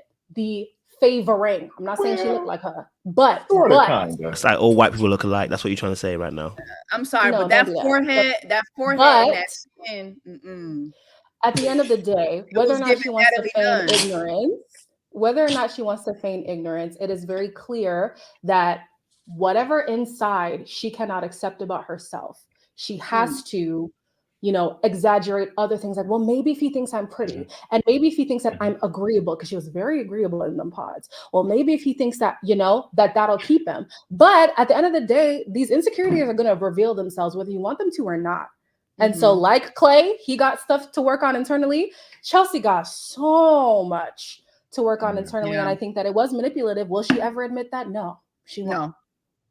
Is this the first time we've seen a person, and when I use the term fat, I don't use it as a bad word. I'm fat for myself. But is this the first time we've ever seen of like a fat white woman on the show like get picked? Yes. Yes. No. Alexa's bigger than Chelsea. Last season. Alexa was big too. Last season. But we don't see a lot of them. But she was tall. Yeah. So I think Chelsea's definitely struggling with that, being like she was the fattest person. I mean, there was another black woman. She was kind of a little bit heavy, but we didn't see much of her. Like we saw her she did a peekaboo, and then they didn't show much. I wanted to know more about her, though. I was curious. Apparently, she got engaged to Jamal, and we didn't see that. Yeah, that wasn't going to work. Is that the pastor dude? Yeah, the pastor, Pastor Jamal Bryant's son, one of his spiritual sons. But with Chelsea, it's not even Chelsea is fat. It's just Chelsea sees herself as the chubby kid. People who carry that into their adulthood, it shows. Yeah. And even if you do lose the weight, even if you do end up being a size 0, they carry that, but I'm the chubby kid. And they got to overcompensate in these ways. Do you guys mind hasn't once you fat, no matter if you lose weight or not, you are forever fat. It doesn't matter. Like people will remind you, like we do Jennifer Hudson, like how we do Luther Vandross. They love to remind you that, oh girl, you're still fat. That's how anti-fatness works. Yeah, that's so true. Do you guys feel that the show is doing us a disservice by not including more fat people? I mean, I feel like there's a lot of people that are not included, but I feel like fat people, I feel like we're not seeing enough like brown people. Put us on the show, man. Put us on the show. You don't want carnage. You don't want to know what happens. No, it happens on Love is Blind Brazil. That's the real experiment, though. That's in the Brazil one, they have genuinely fat women. They have women who look like me proper. Yeah. So I want to see it. I don't care. Well, you know what? How did it go?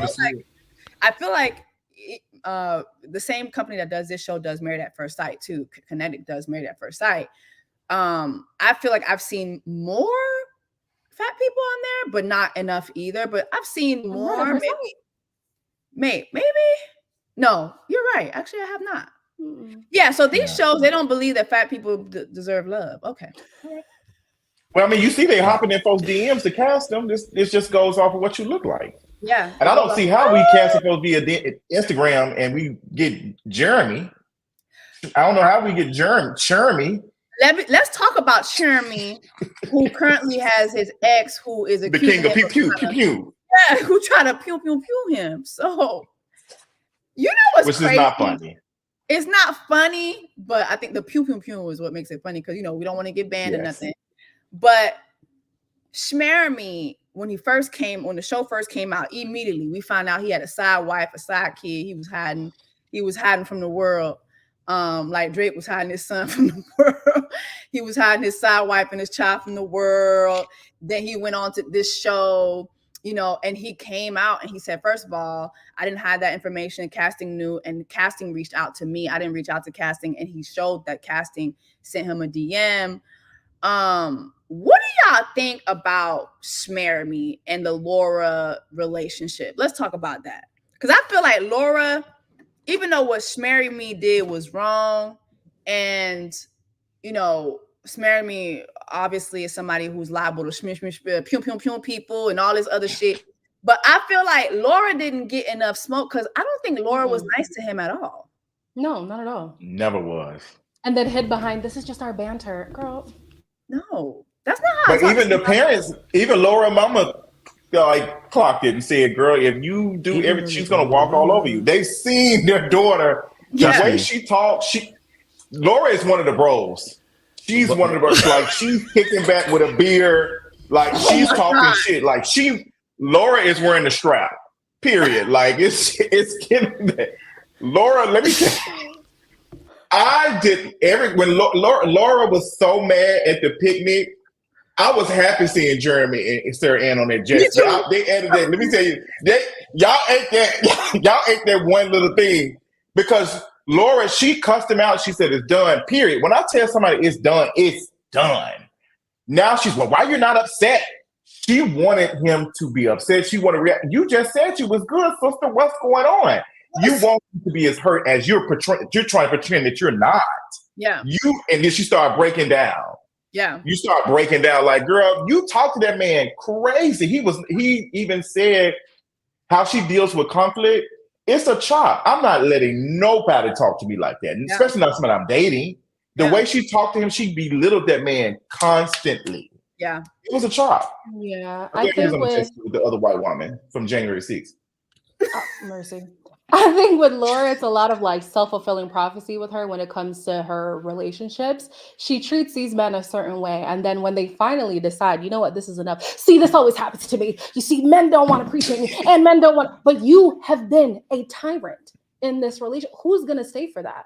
Even was it the sister? I think it was her sister or sister-in-law was saying, how are you going to basically say, I accept you as long as you change all these things about you? That's not how partnership works. You can't just build the person who you want. So do I think Chelsea, do I think Laura got enough smoke? Absolutely not. With Jeremy, I don't know why either of them wanted to pursue him. And Laura's kind of weird too, because she'll be like, he's a clown. I knew he was going to cheat. I knew he was going to whatever. So why did you entertain him? So why did you stay? Okay, we'll start there. But with Sarah Ann, we watched Jeremy on the show say, I've been trying to talk to you. I want to reconcile. I want to whatever. And at the same time, he's telling you, I'm going to leave this girl. It's going to be me and you, baby. Why would you see, hear, experience all of that and then still have the audacity to be barking up, y'all don't know me. Y'all don't know us. We love each other. We whatever. Girl, he's not the prize. He's not the prize from what we have seen. And definitely what we are hearing online, allegedly. Ain't nothing to bark up about Jeremy about, girl. Sad. And why they ain't put no makeup on none of the white men's?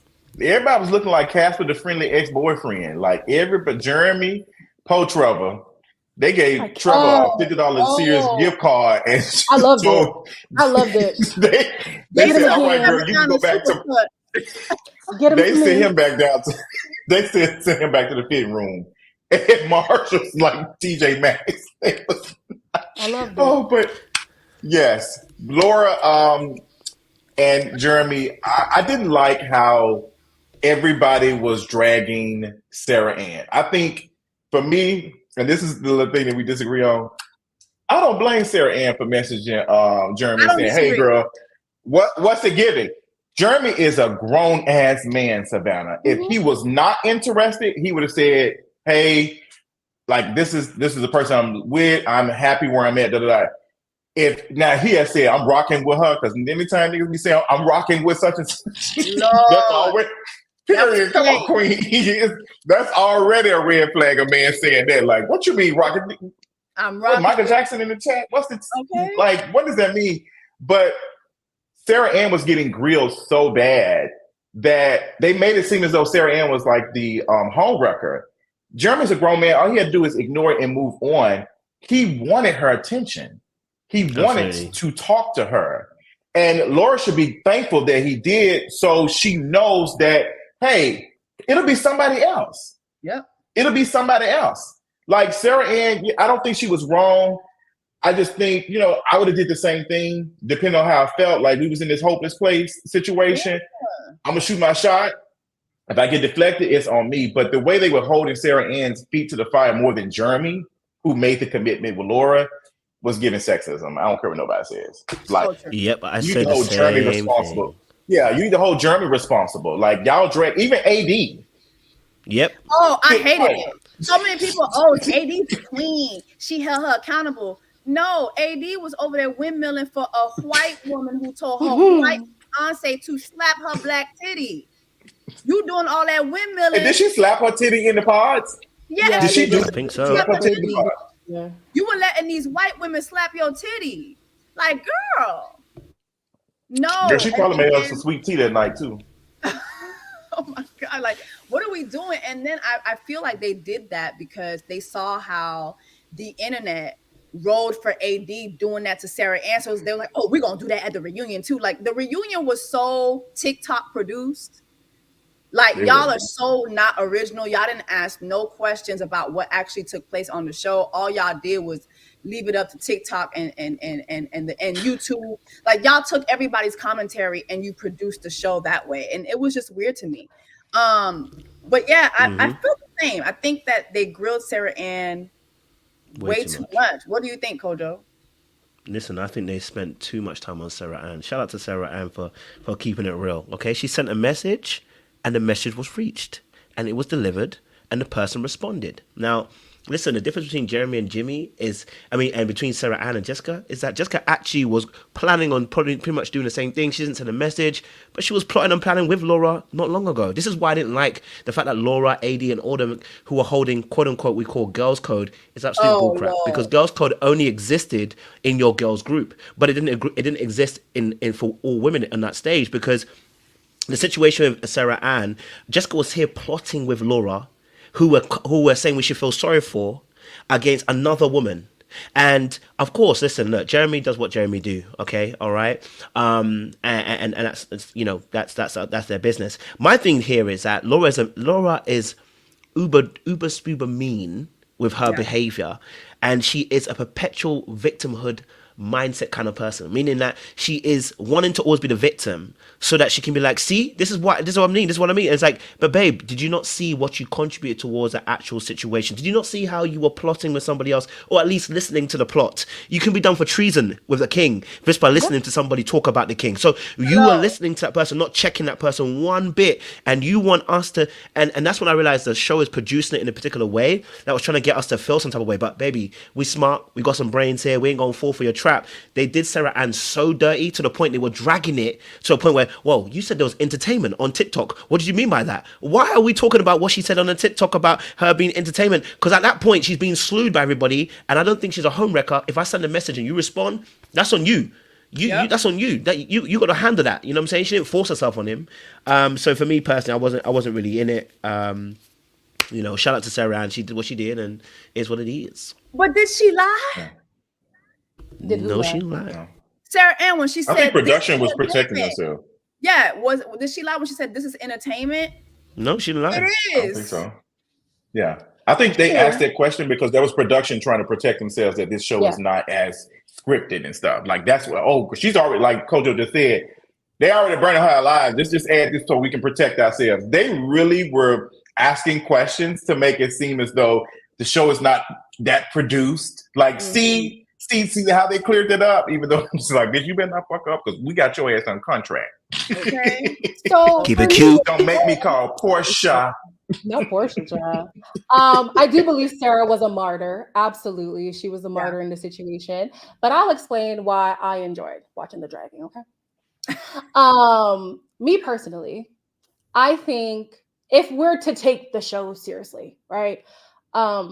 I would find it hard to sympathize with somebody who sees an engagement that does end in a legitimate marriage. Like these marriages are legal, right? So I'm going to see the validity in the engagement as well. For you to infiltrate that and not have remorse. To me, that's what I didn't like about Sarah Ann. It was the fact that, well, my feelings matter and my whatever. Okay, so say you were the fiance.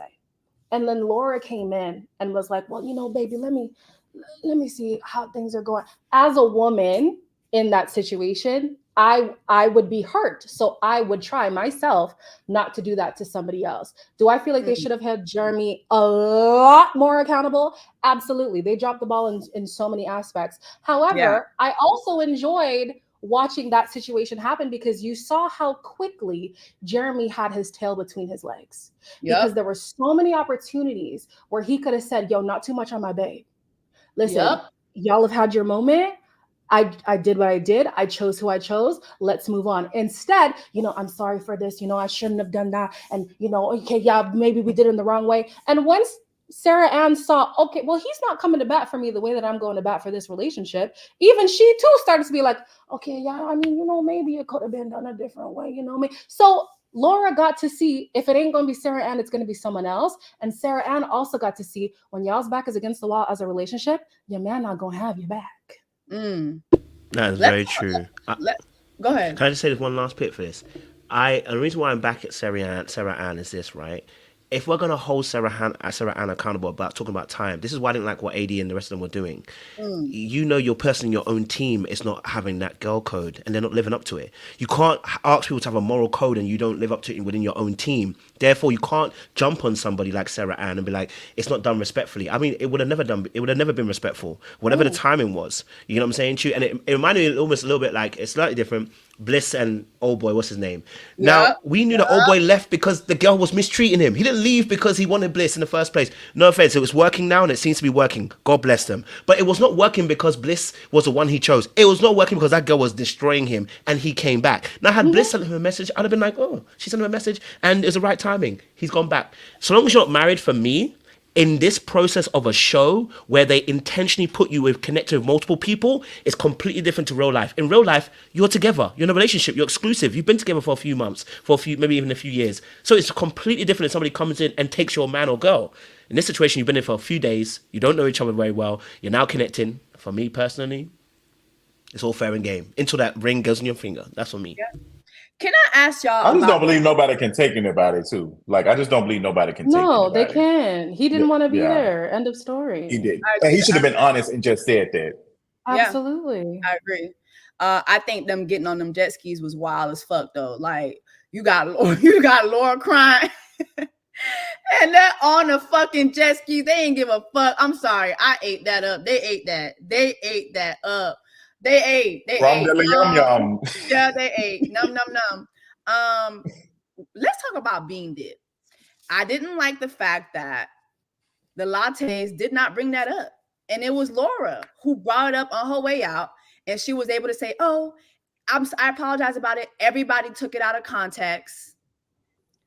I mean, as a viewer, I just was so appalled by that. It was racist. Point blank, period. I don't see how anywhere else, how else to look at that. And also it's assault. It is assault.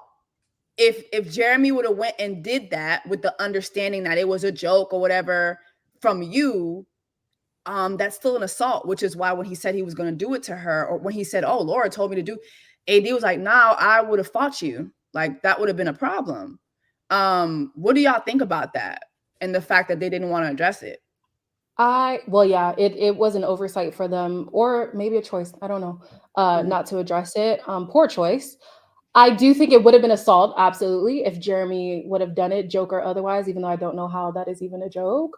Yeah. With Laura, I don't agree that it is racist. I think that it's racially insensitive because this is something that they were doing already. Like AD was allowing these women to slap her titty like that. So like, you know, can I don't know, whatever relationship that they had, that's what they had. The issue that I had was when she was trying to back Clay because she was like, well, why would you say that? My husband is here. My husband don't like that. And then Laura said to AD, oh, he just has to relax. First of all, don't do that. Yeah. Don't do that. No. Because shortly after, she was upset about something with Jeremy.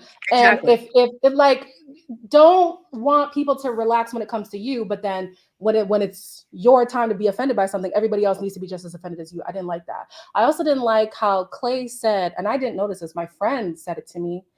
He was like, oh, she gets riled up or whatever. I'll talk to her later about it. And I'm just like, Yeah, so how are we going to even feel like I want other people, white otherwise, to have my back when my own nigga ain't got my back? Yeah. What do you mean I'm going to talk to her about it later? Like, what? So that was my bigger issue with Bean Dip. Because it was something that the ladies were doing in the lounge, that's why I don't have too much smoke for it. Jeremy bringing it up, I don't know why y'all think it's a joke. It's really not a joke. It's not funny, especially directed at Black bodies. But yeah. Okay. Period. What do y'all say? The men's. You can go, Coach. You know the ones where. Listen, for me personally, it was from Bean Dip Saga Gate that I felt some type of way about Laura from that moment. From step by step, because if you actually watch it again, the moment that Jeremy brings it up and Clay says he's annoyed by it, the first thing that Laura does is minimalize it straight away. Yep. Oh, it wasn't a big deal, da da da da da. And then the scene cuts to Brittany talking to Laura saying, but you did tell Jeremy to go and do it. And she was like, no, but doesn't mean that you go over there. So you were instigating to go over there and do that, right? Which is crazy to me, to think as a woman that you're going to be incentivizing your man, and luckily Jeremy didn't do it because he would have been a fool, but incentivizing your man to go over there and flick another woman's breast, a sexual part of a woman in this particular aspect we're talking about, and think that would be a joke. There is no joke here. There's only disrespect. And so what that looked at for me was like, okay, looking at Laura encompassing her in total, she's got some very devious ways about going about her business. And then when she gets called out, she tries to deflect, because even when AD was trying to hold her accountable towards the end, you saw when the girls were sitting down, Brittany, Laura, and AD, and AD was telling her, but it's not a joke. My man is a little bit, he's angry about the situation. She started to deflect and call, oh, this is such small boys business. That should tell you something about the friend that you're defending, which is why I didn't like AD defending her. Why are you defending somebody who doesn't even honor you in the friendship, which is just like Clay not honoring you in your relationship? And this is telling us there are too many breaches in the armor of AD at this point. Again, not to go over her again, but then with Laura doing what she did, it just showed me that you really are a disrespectful person. Like, you really need to work on that aspect. Because you can't have gone through this whole situation and thought to yourself that I can't take accountability and it was a joke. And when people do that and they always tell you it's a joke, just know they're going to do it again and they're going to say it again, but I'm joking. Yep. Yeah. I think we've seen this throughout history. There was a senator, I can't remember his name, some years ago, who was caught in a picture grabbing a woman's breast and, had to explain that 20 years later. And I was in the Army. We did do silly stuff and goofy things. And it took a Black female officer to like pull me to the side. And I'm thankful for her to this day. Like, even though you're joking, it is still insensitive and it's inappropriate. Like, even though you're doing it, it's inappropriate. And that is because I felt that, like, I'm entitled to do this because I'm a gay Black man. Like, I'm a gay man. There's no sexual attractions, like, so it's just a joke. I've never done anything like a Bean Dip situation, but it's just I'm still a man at the end of the day, and I shouldn't be doing or joking about any of this. Yeah, I don't like the fact that Laura felt that she had access to this woman's body, like to slap. I don't like. You just don't do no shit like that. And first, well, she didn't. AD didn't seem to have a problem with it. How do we know that? Because if AD would have popped off and went off. Black women are very aware. I'm sure y'all know. I can't overreact in this moment. It's all these white women's in this thing. If I would have started cutting up, it would have been, oh, she just started acting erratic, and it wasn't. Laura would have played it up even more. Like, oh my gosh, I did Jessica like that last week. She didn't have an issue with it. I mean, oh my gosh, just counsel me. And it's just I don't trust AD saying it wasn't, that serious, because maybe she doesn't have the language. Maybe she doesn't understand how that is. And maybe she was just playing it safe, which Black women do in moments like that. Like, I'm not going to act out of character because this will be used and weaponized against me. Agreed. So she was not supposed to do that. Laura shouldn't have done that. And the way that she downplayed it, and she was able to, I think maybe production probably allowed her to do that because she can control the narrative. She can exit out like, hey, I apologize. She was very decent with her apology, but she was still, you can tell that she really did not learn from it. No. So I apologize again and again. I was wrong if she took it that way. No, you apologize for what you did. You don't apologize for how somebody perceived it. Absolutely. Because apology, it's a mess. It sucks that as Black people, I can speak only as a Black woman. Like, we're so conditioned to be polite, to be respectable, to be, not to push the boundary too much. Because in my video, when I was talking about the bean dip thing, living in Canada, there's so many experiences of like white women coming into my hair. They don't ask for permission. They feel me up. They touch me up. And I know it is uncomfortable. I have the words to explain what I'm experiencing, but because I've been conditioned to be polite, to be respectable, to be palatable, I eat it. I just shut up. And it pained me to see her only really get a little irritated about it when she was like, oh, Clay needs to relax. Because then she was like, no, okay, well, don't do that. But when it came to her feeling offended, I wish she could have said something. And even if she didn't say something, I feel like a part of it is that conditioning to not say something. And it's so sad. Yeah, I agree. Let's talk about Johnny and Amy.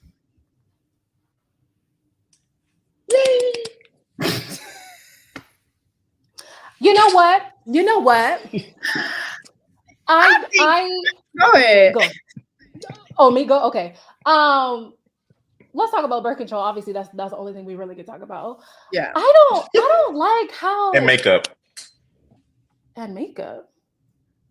Amy's makeup. Oh, child. KOR, I need you. No, you know what? I want him to say that because you know what, too? So many comments were made about AD, her hair, her makeup, her lashes. That's fair. The baddie wedding dress. We ain't even get into that. But when it came to Amy, it was like, my sister was... Yeah, it wasn't hitting. It wasn't great. You know why? Because we ain't looking for that. I just think she had the wrong foundation. Whatever, I'm not but it's just, it was giving cremation up here, and we saw the difference I can't say what I said in my Patreon video because it looked like somebody, don't do it. Some baby powder got it. It was just, it wasn't giving. And people were saying, I was like, is it just me? Like, it's just not matching. No. And anytime I see that, I'm like, why is the makeup not matching? Like, I don't care if it's on a man or woman, because even what's his name with the BBL body, the coach, I can't think of the football player, the Shay. Oh, when they were doing his makeup and had him, the makeup, because that's why when I go and I do things like, hey girl, do y'all have a Black person here to do my makeup? Because y'all not gonna have me looking. Don't put this spray line on me. My hair fading. Even if they're Black, sometimes that's not good enough. But yes, because they're used to doing white skin. But Amy, she looked amazing. I'm just glad that she found the right color because it was bothering me. And you kept seeing it on Johnny's nose like he was doing powder every time he kissed her. Don't kill me. As for the birth control conversation, though, I just wanted Johnny to admit, I want to hit it raw because it feels better. Because that's what we know he was trying to say. That's right. Okay? Yeah. Like, he just wanted to hit it raw, have it feel better, and have no consequences. Yeah. She later on did say it's not just being anemic. She actually does have a condition where, hormones in her body that are foreign or maybe that are elevated is really not good for her. So the way that he was like, I can't say that he was feigning ignorance because I really don't know how much he knew. But the way that he was so like, nah, but like that birth control though, but like you gonna get because oops baby, absolutely not. Okay, so if it's so serious for you, you take the initiative to prevent said oops baby. Like I was so tired of constantly hearing him say, okay, but that birth, okay, but all my exes have had birth, and then I don't care. You are here in this relationship. I have told you. He knew she had the condition and had anemia, and you're still gonna press that? I'm sorry, that's concerning to me. I thought that was absolutely nuts. and something does need to be mentioned about the fact that men always feel that burden is on women. No, y'all have ways to control birth as well. Why is it always the women's? Do you guys know what birth control does to women's bodies? Like it is like not the heterosexual black man turned his camera off. Okay, I can't speak for this, so come back. Turn that light back on. Turn that light back on. Yeah, but why is that always on the women? Like I don't get that. And I don't know what kind of men you lot are meeting. I'm done. So you had a vasectomy? Absolutely. I was carrying when I was on these streets. Okay. Oh, so you have a vasectomy? You had a vasectomy? No, I said I was carrying. What's a vasectomy? Oh, that's what she said. She said, "Have you?" Oh no! I was carrying. No. I wasn't. I wouldn't do a vasectomy. I wouldn't ask you to do the birth control either. Sorry. Anyway, go on, Queenie. Let me step myself back out. Such a black man. What I was saying was when they were talking about, she said, oh, can I have my grandparents' pictures at the wedding? And he's like, no, definitely. I'm not going to be the type of man who says, no, you can't do this. And I'm like, yeah, you might not be the type to buck up in that way, but you're definitely a type to stand firm in what you want. And it's going to be very hard for Amy to put in her 2 cents as well. So yeah, you might not be the rah guy, but he's a little bit of a my way or the highway person. And we didn't really get to see much of that. Absolutely. Now that is a point we can stand upon because I was so confused as to why this is even a conversation.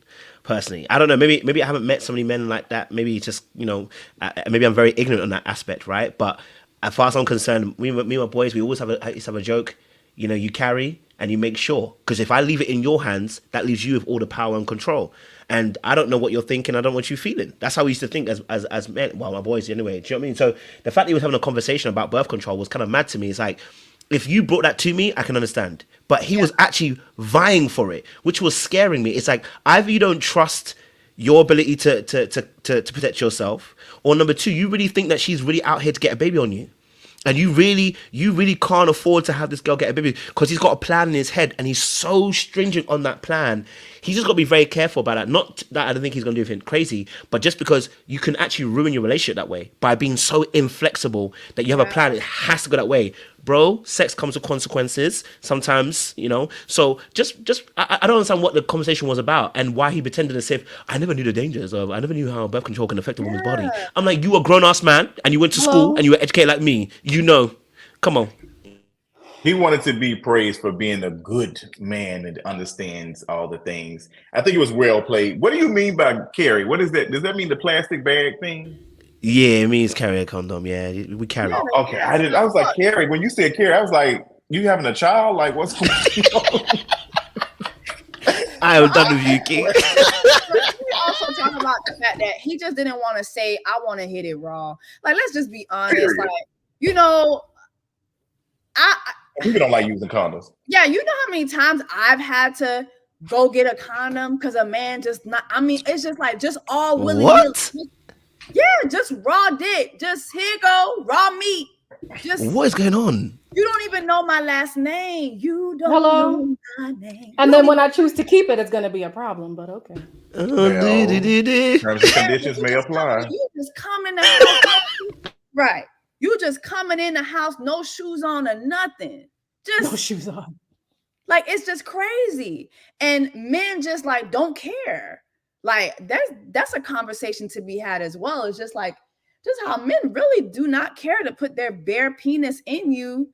And but then like Queen E said, let you get pregnant. Let you get pregnant. Now we got a problem. All of a sudden, he's very well versed on the women's body. Well, I know a clinic where we can. Oh, now you know. Oh, that's crazy. Right. Now you want to take it's beneficial for them. Yeah, no. All right, y'all. It's the same as you seen that conversation about I don't know if y'all saw that on Twitter. It was a couple of months ago where they said, what's men's men math. Somebody made a joke about men math being, oh, my girl she ain't burning or nothing, so I'm good. Meaning that men do not go get tested by themselves unless their girl got something. Yeah. Damn. You ain't burning, yeah. Like you go down to the doctor and babe, you good? Yeah, I'm good. Okay, cool. I'm good too. What? When I was on the streets, I had to get checked, baby. You have to get checked, bro. It's important. You can't play around in these streets. There's things that don't come up in a blood test. Yeah. Like, let's be for real. So yeah. Anyway, and then men are carriers of so many diseases and that don't show any symptoms as well, like HPV. Yeah, asymptomatic. You know, like, so come on now. Well, all right, y'all. Coming to a close, I wanted to talk about two last things. One of those last things being, I want to talk about AD's wedding dress. I saw so much discord around this girl's dress. It was a beautiful dress. I just didn't understand the discord. Now, I will say this. I think the glam budget is non-existent. I think that Love is Blind does not give these women a budget for hair, makeup, like somebody should be coming in the day before, giving me a massage, giving me a skin routine. Like I should be getting like a facial, you know what I mean? This is television at the end of the day. Somebody should be coming in and giving me a whole new hairdo, a whole new do. Like I should be getting my shit nipped, tucked, sucked in. Like it should be looking up to par. And I feel like the show in itself does not give the girlies a budget. I felt that her dress did look like she was more bridesmaidy. Like it didn't give like wedding. At the same time, she's not the first person I've seen do a little two-top dress with a high slit. You know what I mean? She's a baddie. It's Netflix. I'm gonna be a baddie on Netflix. I mean, I saw people online trying to go cheek for cheek with her, and it's like, listen, I could guys, AD is a stallion. Okay. Period. I saw a lot of puppies online trying to go cheek to cheek with a stallion. You can't do that. You know what I'm saying? Now, again, I do think the budget wasn't there, but do you guys feel that the discord over the dress was because of her body? The fact that she does have a body. I mean, we know how it is. Anything on a body like that is going to look seductive, is going to look overly, whatever. The slit was crazy high, though. I honestly wasn't bothered by it until I saw people talk about it. And I'm like, oh, it is a little bit high. Yeah, whatever. I feel like at the end of the day, if it's your wedding day, you do what you want to do. And this is why I take the engagement so seriously and why Sarah Ann annoyed me, because apparently they do get a budget for the wedding, but it's up to you to decide where you put what money. What you feel is important, you put it there. And then if you want to exceed, I don't know what the budget is, but apparently you do get a budget. And then anything you want that exceeds that budget comes out of pocket. So this is your wedding. This is your real wedding. Damn. You know what I'm saying? Yeah. So, I mean, I want to see that budget. Because I need to see it too. Yeah, I want to see that budget, because that budget better not entail venue. It better not entail like the decoration. It better not entail none of that. That budget better just be towards what I look like and what my groom looks like. It better not. I heard is they just give you the funds and you allocate it where you want. So is it between both of them? Is it between both of the people? No, I think each couple gets their budget. Child, that happens to me all the time too. The little FaceTime effects. And then anything that exceeds whatever, let's say they gave you 5,000. Anything over that, that's on you. Nah. So that means that Clay should have said, we don't need no food for the after party, because I know I'm saying no. Hello. So did they still have the food ready? Did they still have the meatballs and rotel? No. Now you know black people I can have eat. questions. Yes, because I like. Can we still eat? Can we still eat afterwards? I didn't have a problem with AD's dress. It was kind of a mixed reaction for me. I saw some commentary. It's like, okay, I can see that, but when it was going cheek for cheek and people were objectifying her and sexualizing her, it was becoming annoying. Yeah. And some people were saying, well, she has a specific body. She needs to, tone it down. Like, you don't need to be showing out all the time. I'm like, do y'all want her to leave her ass at the damn office? home? Like, you want to leave it at home? Like, we've seen that again. We've seen that with the news anchor where the white women was calling down to the news station, like, hey, that big booty black girl, like, my husband paying attention to the news too much after the 6 minutes. Like, so we need to tone it down. The same thing with teachers who just like, hey, I'm taking a picture in front of my policing black women's body is not a new thing. It's been going on. And I feel like a lot of people start jumping into their auntie bag. Real bad. Like, girl, you need to wear a slip. You need to wear this. You're showing too much. You need to put these on if Uncle John coming over. Like, it's like, God damn, can I live? In the words of Jocelyn, can I just live? And I didn't have no issue with it. That's what she wanted to wear. She wanted to wear Bodacious body Fashion Nova fit, period. I didn't have an issue with that. I thought she looked amazing. I agree with Jessie Woo that I would have loved for us to fix the lashes. Because the lashes, baby, they look like they was about to be on the Nissan Maxima 2010. The big lashes, like it was giving. Oh my God. They were falling off. I was like, oh, sister. They seem better. They need a little toothbrush. They were this big. The thing too with the lashes were, they had already been warned when they zoomed in. They had all this makeup. They were already warned. So what's the budget? What is the budget? That's not a budget issue. That is not a budget issue. And that's why I told you that. I said, and that's why I said on Queen E's program, I said the same thing. I said, listen, what does she place her value in? See, if you get put a budget, right, you're going to allocate what you feel is most valuable to you.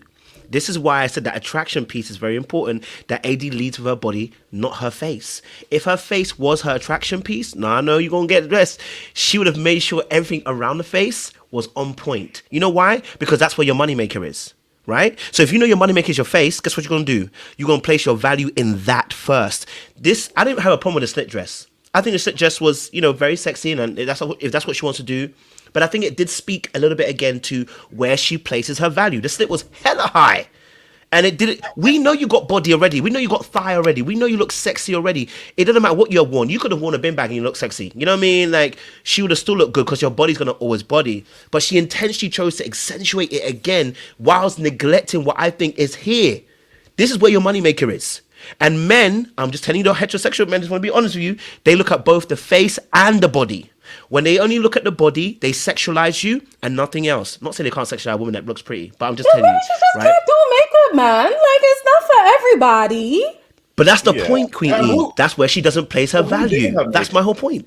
But that's what we're saying. Like, for instance, the makeup that she had at the reunion, obviously that was professionally done. Slapping. So why not have professional makeup artists come in to do these girls' makeup? Y'all are. She put the budget elsewhere. When her makeup was being done, was it somebody or was it her? I don't remember.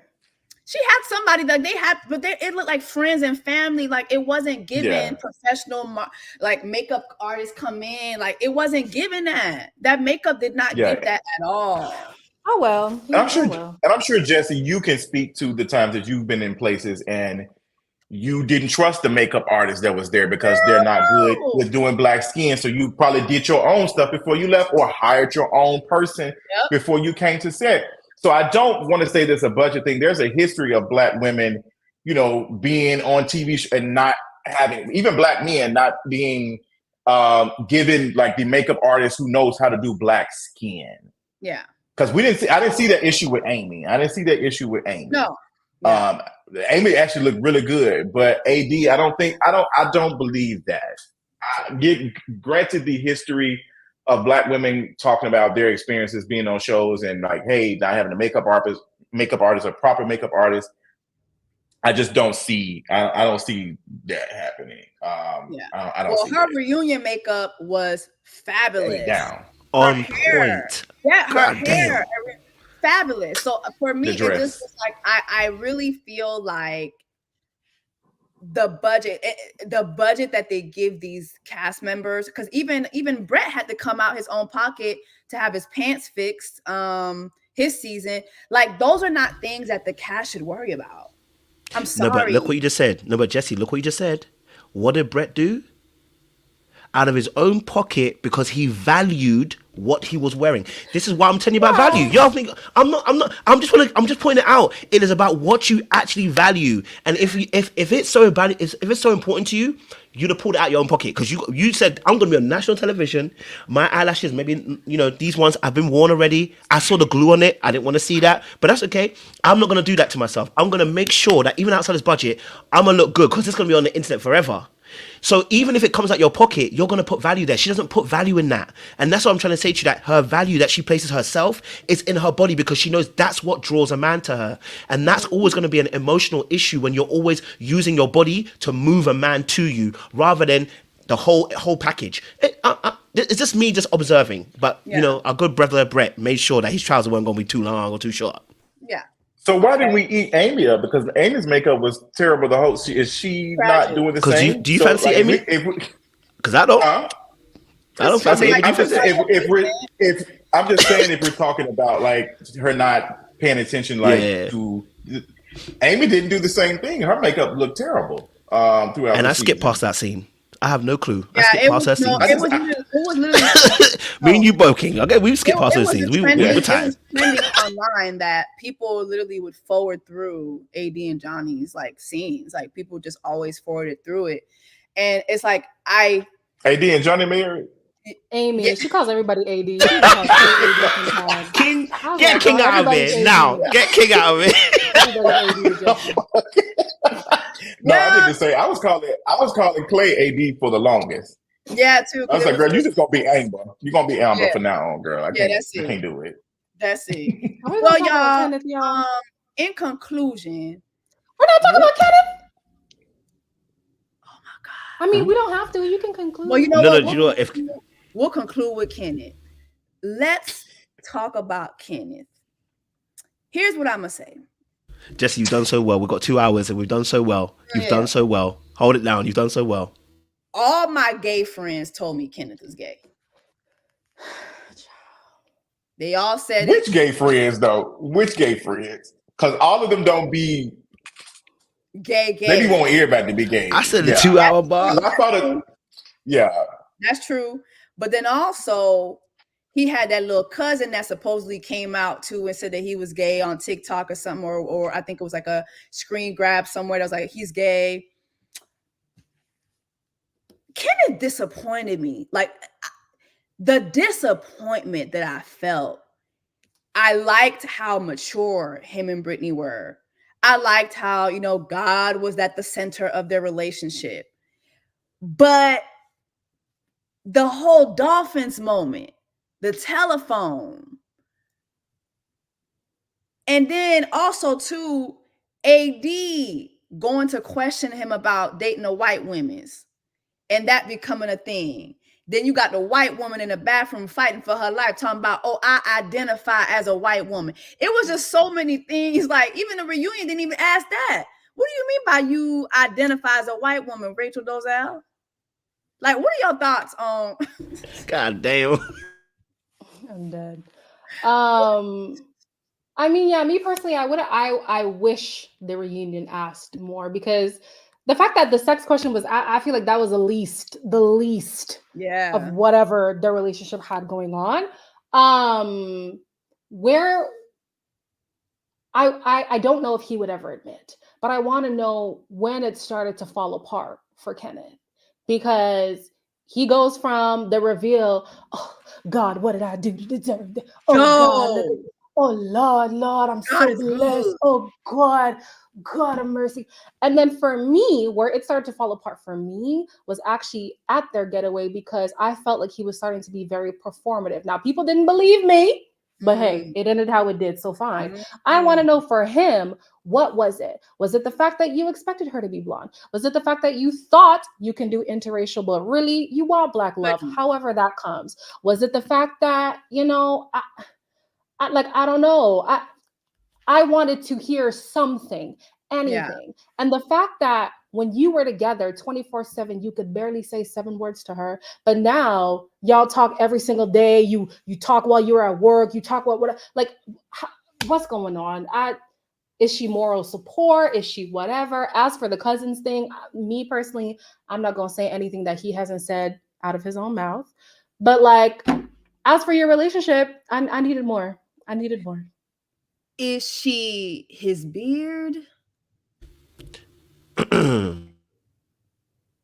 Kojo? Now, I won't use certain words like that. What I would say is it's very interesting that you're talking every single day after this brother had no emotions. Obviously, they filmed it twice, they said, but he had no emotions to you on the screen. I think it's quite interesting that you're calling him every day. And I said this personally, this is what we call an opportunity cost. Because the amount of time you're spending talking to him, emotionally connecting yourself, having friendship conversation, another brother can't get involved with you. Because first and foremost, if he's not gay, why is he there? Why is he talking to you every single day? Which means he's blocking somebody else's destiny. So if he ain't gay, we got another question we got to ask. What are you doing there? Right? Yeah. So that was my thing. Now, I want to be honest. My last point on this is Kenneth, I knew from the reveal, just like I knew Clay wasn't feeling Britney. You know why? Because when he came out, he was all sitting like this. Hands like this. He didn't want to touch that woman. Like he was going to catch a case. And that told me that I don't think this brother really feels her. And then he even said as well, I don't know, maybe he's got a type of white woman that he likes. Maybe, I don't know. But he even said, I thought you were going to be blonde. I thought you were going to be blonde. That's what he said. I thought you were going to be blonde. And he mentioned that once or twice. Like, I thought you were going to be blonde.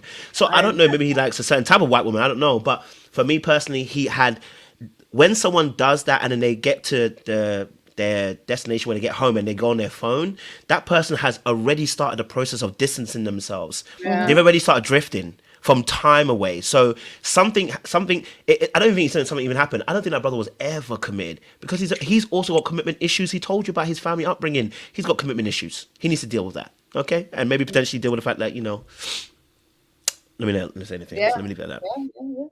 Yeah. So I'll speak from my experience. Kenneth reminds me of how I was when I was young, and folks in the family used to, Justin, why you ain't got no girlfriend?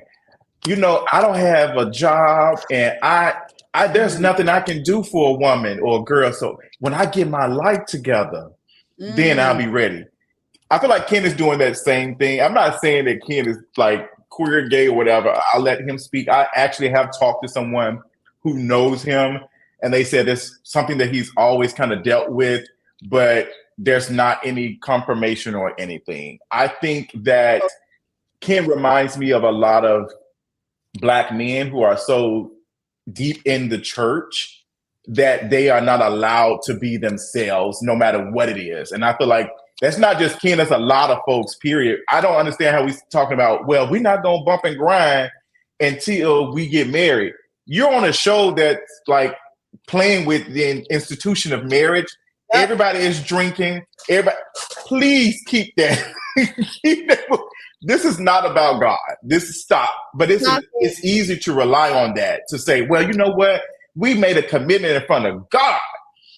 Girl, please, and sister. Also, y'all noticed that he posed the question and then he was like, yeah, I agree. We never actually got a stance from him exactly. Mm-hmm. Like he just went along with it. I wonder if he would have asked the question first, would have been, yeah, I'm waiting. Yeah. I think he's more comfortable talking to her every day because he doesn't have to perform that anymore. Yeah, very performative. So agreeable. And like when Ken got on, he spoke. Ken showed the most respect out of all of the men. Yep. Brittany, would you be my wife? Like the way he said, I got a little moist. I was like, okay, like this is he had his deep voice on, child. He had his very white voice ready. It was when he said, "It's me and you." I said, "Ooh." It gave. When he said, but then it was time to. Terrible. But can I? But it was all a performance. It was all performance. But can I ask y'all something too? Going back to the trying to wake her up at 1 a.m. Was Madness. that him trying to get his dick wet? That was his excuse. No, that was his excuse. Like he's looking for a reason. Yeah, He wasn't up. You wasn't. He wasn't up. ready I for tried. Me. Yeah, he wasn't. And even when Brittany said, "Hey, like there's clearly some issues and stuff going on," well, I'm not seeing these issues. If you're seeing issues, nothing I can do. I said, "Oh, girl, he got the stove on, and Brittany is cooking." Like Brittany should have just melted. Like I would have just collapsed the way he gaslit her. I don't see no issue. There is no connection. You are laying next to this girl on a boat, and you just. She's begging you to touch her. She's begging. Yeah. She's like, I actually want to create. Like, I'm not gonna have sex, but I want to.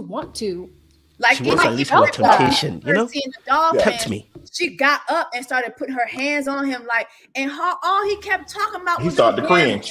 Like, I was like, what in the free willy is going on? I think all of us can relate to being in a situation where somebody you like, I'm not attracted. Your body is going to react naturally. Your body is. I've been in a situation like, ugh, I don't want to do these things. He did not want to do any of it. Yeah, he was able to do it. He showed all of it when they was in the pods. Yeah. But when he saw her, I don't think it didn't matter what Brittany looked like. I just don't think he would have been interested anyway. No. I think he was looking for somebody to continue to perform with him so he can be Mr. Good Principal. And it's true. That's all I'm gonna say on this. Catch the rest on Patreon. Because y'all ain't gonna get me chopped. Well, I'll head over to your Patreon. Hit me up so we can talk on Patreon. Period. Because it's giving Patreon.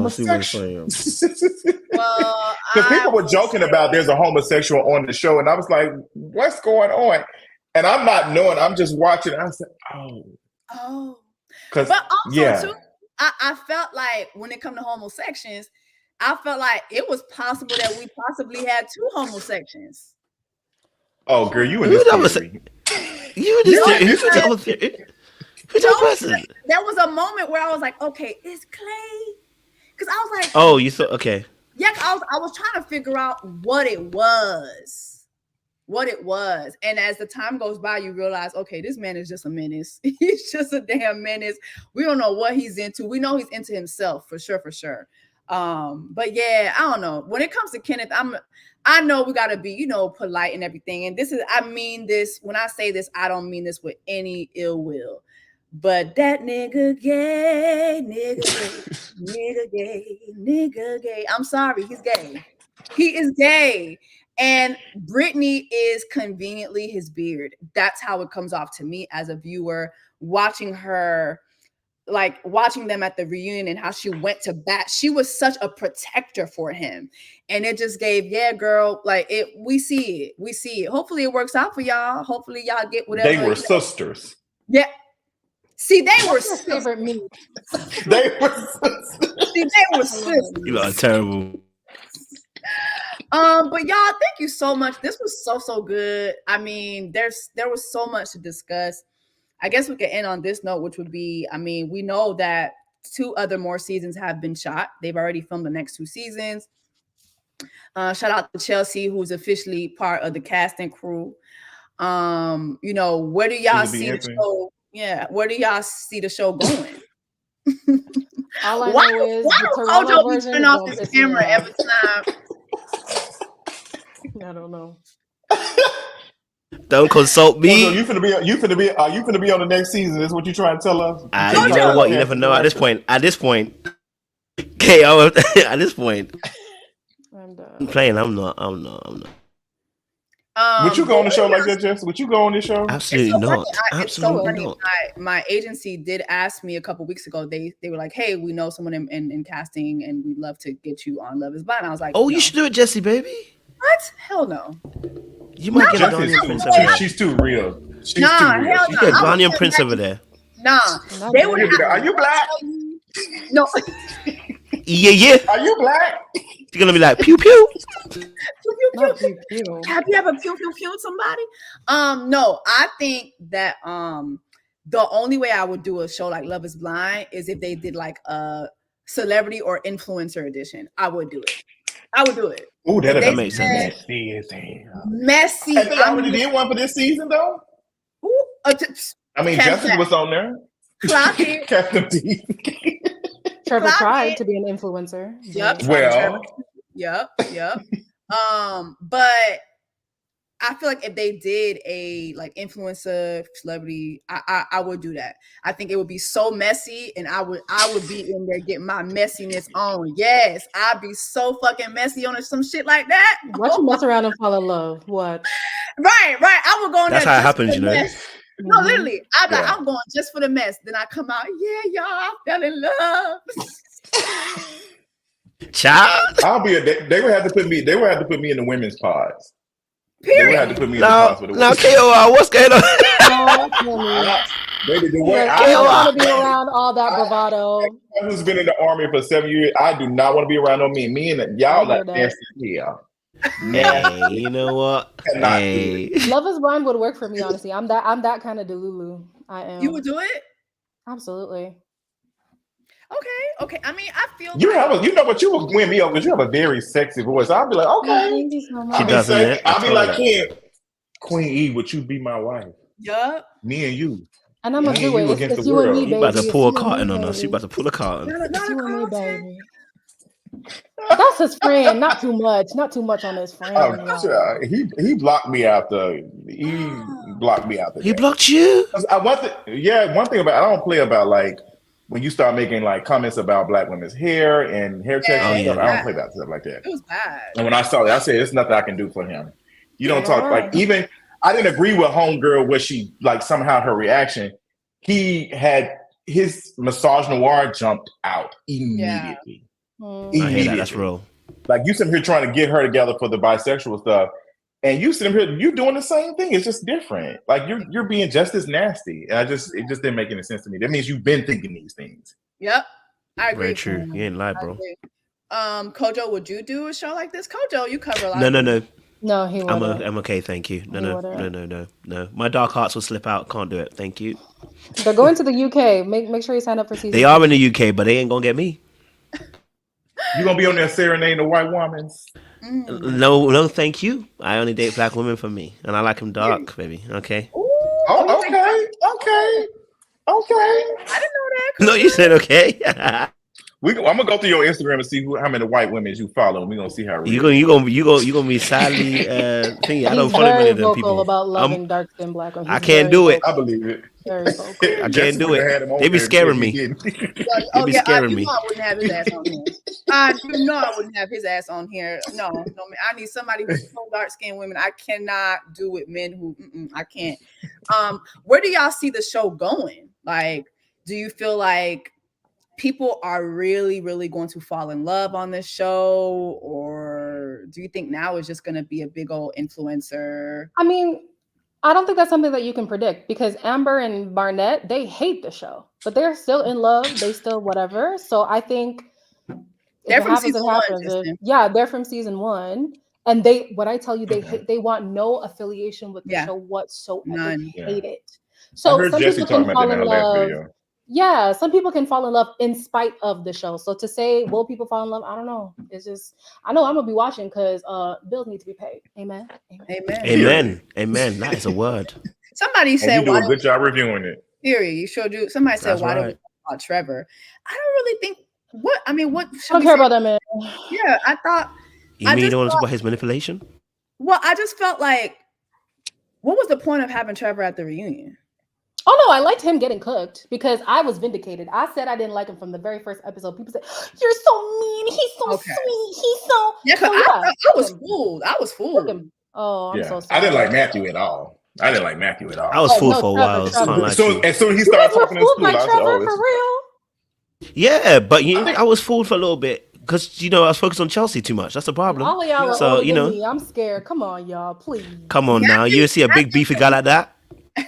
Yeah. No, I do. I like beef. I love me thick. I love thick niggas. I like beef, but his That's words right. That's forgive right. the Just you chicken. say it I again. don't know. I love me a thick Yeah. nigga.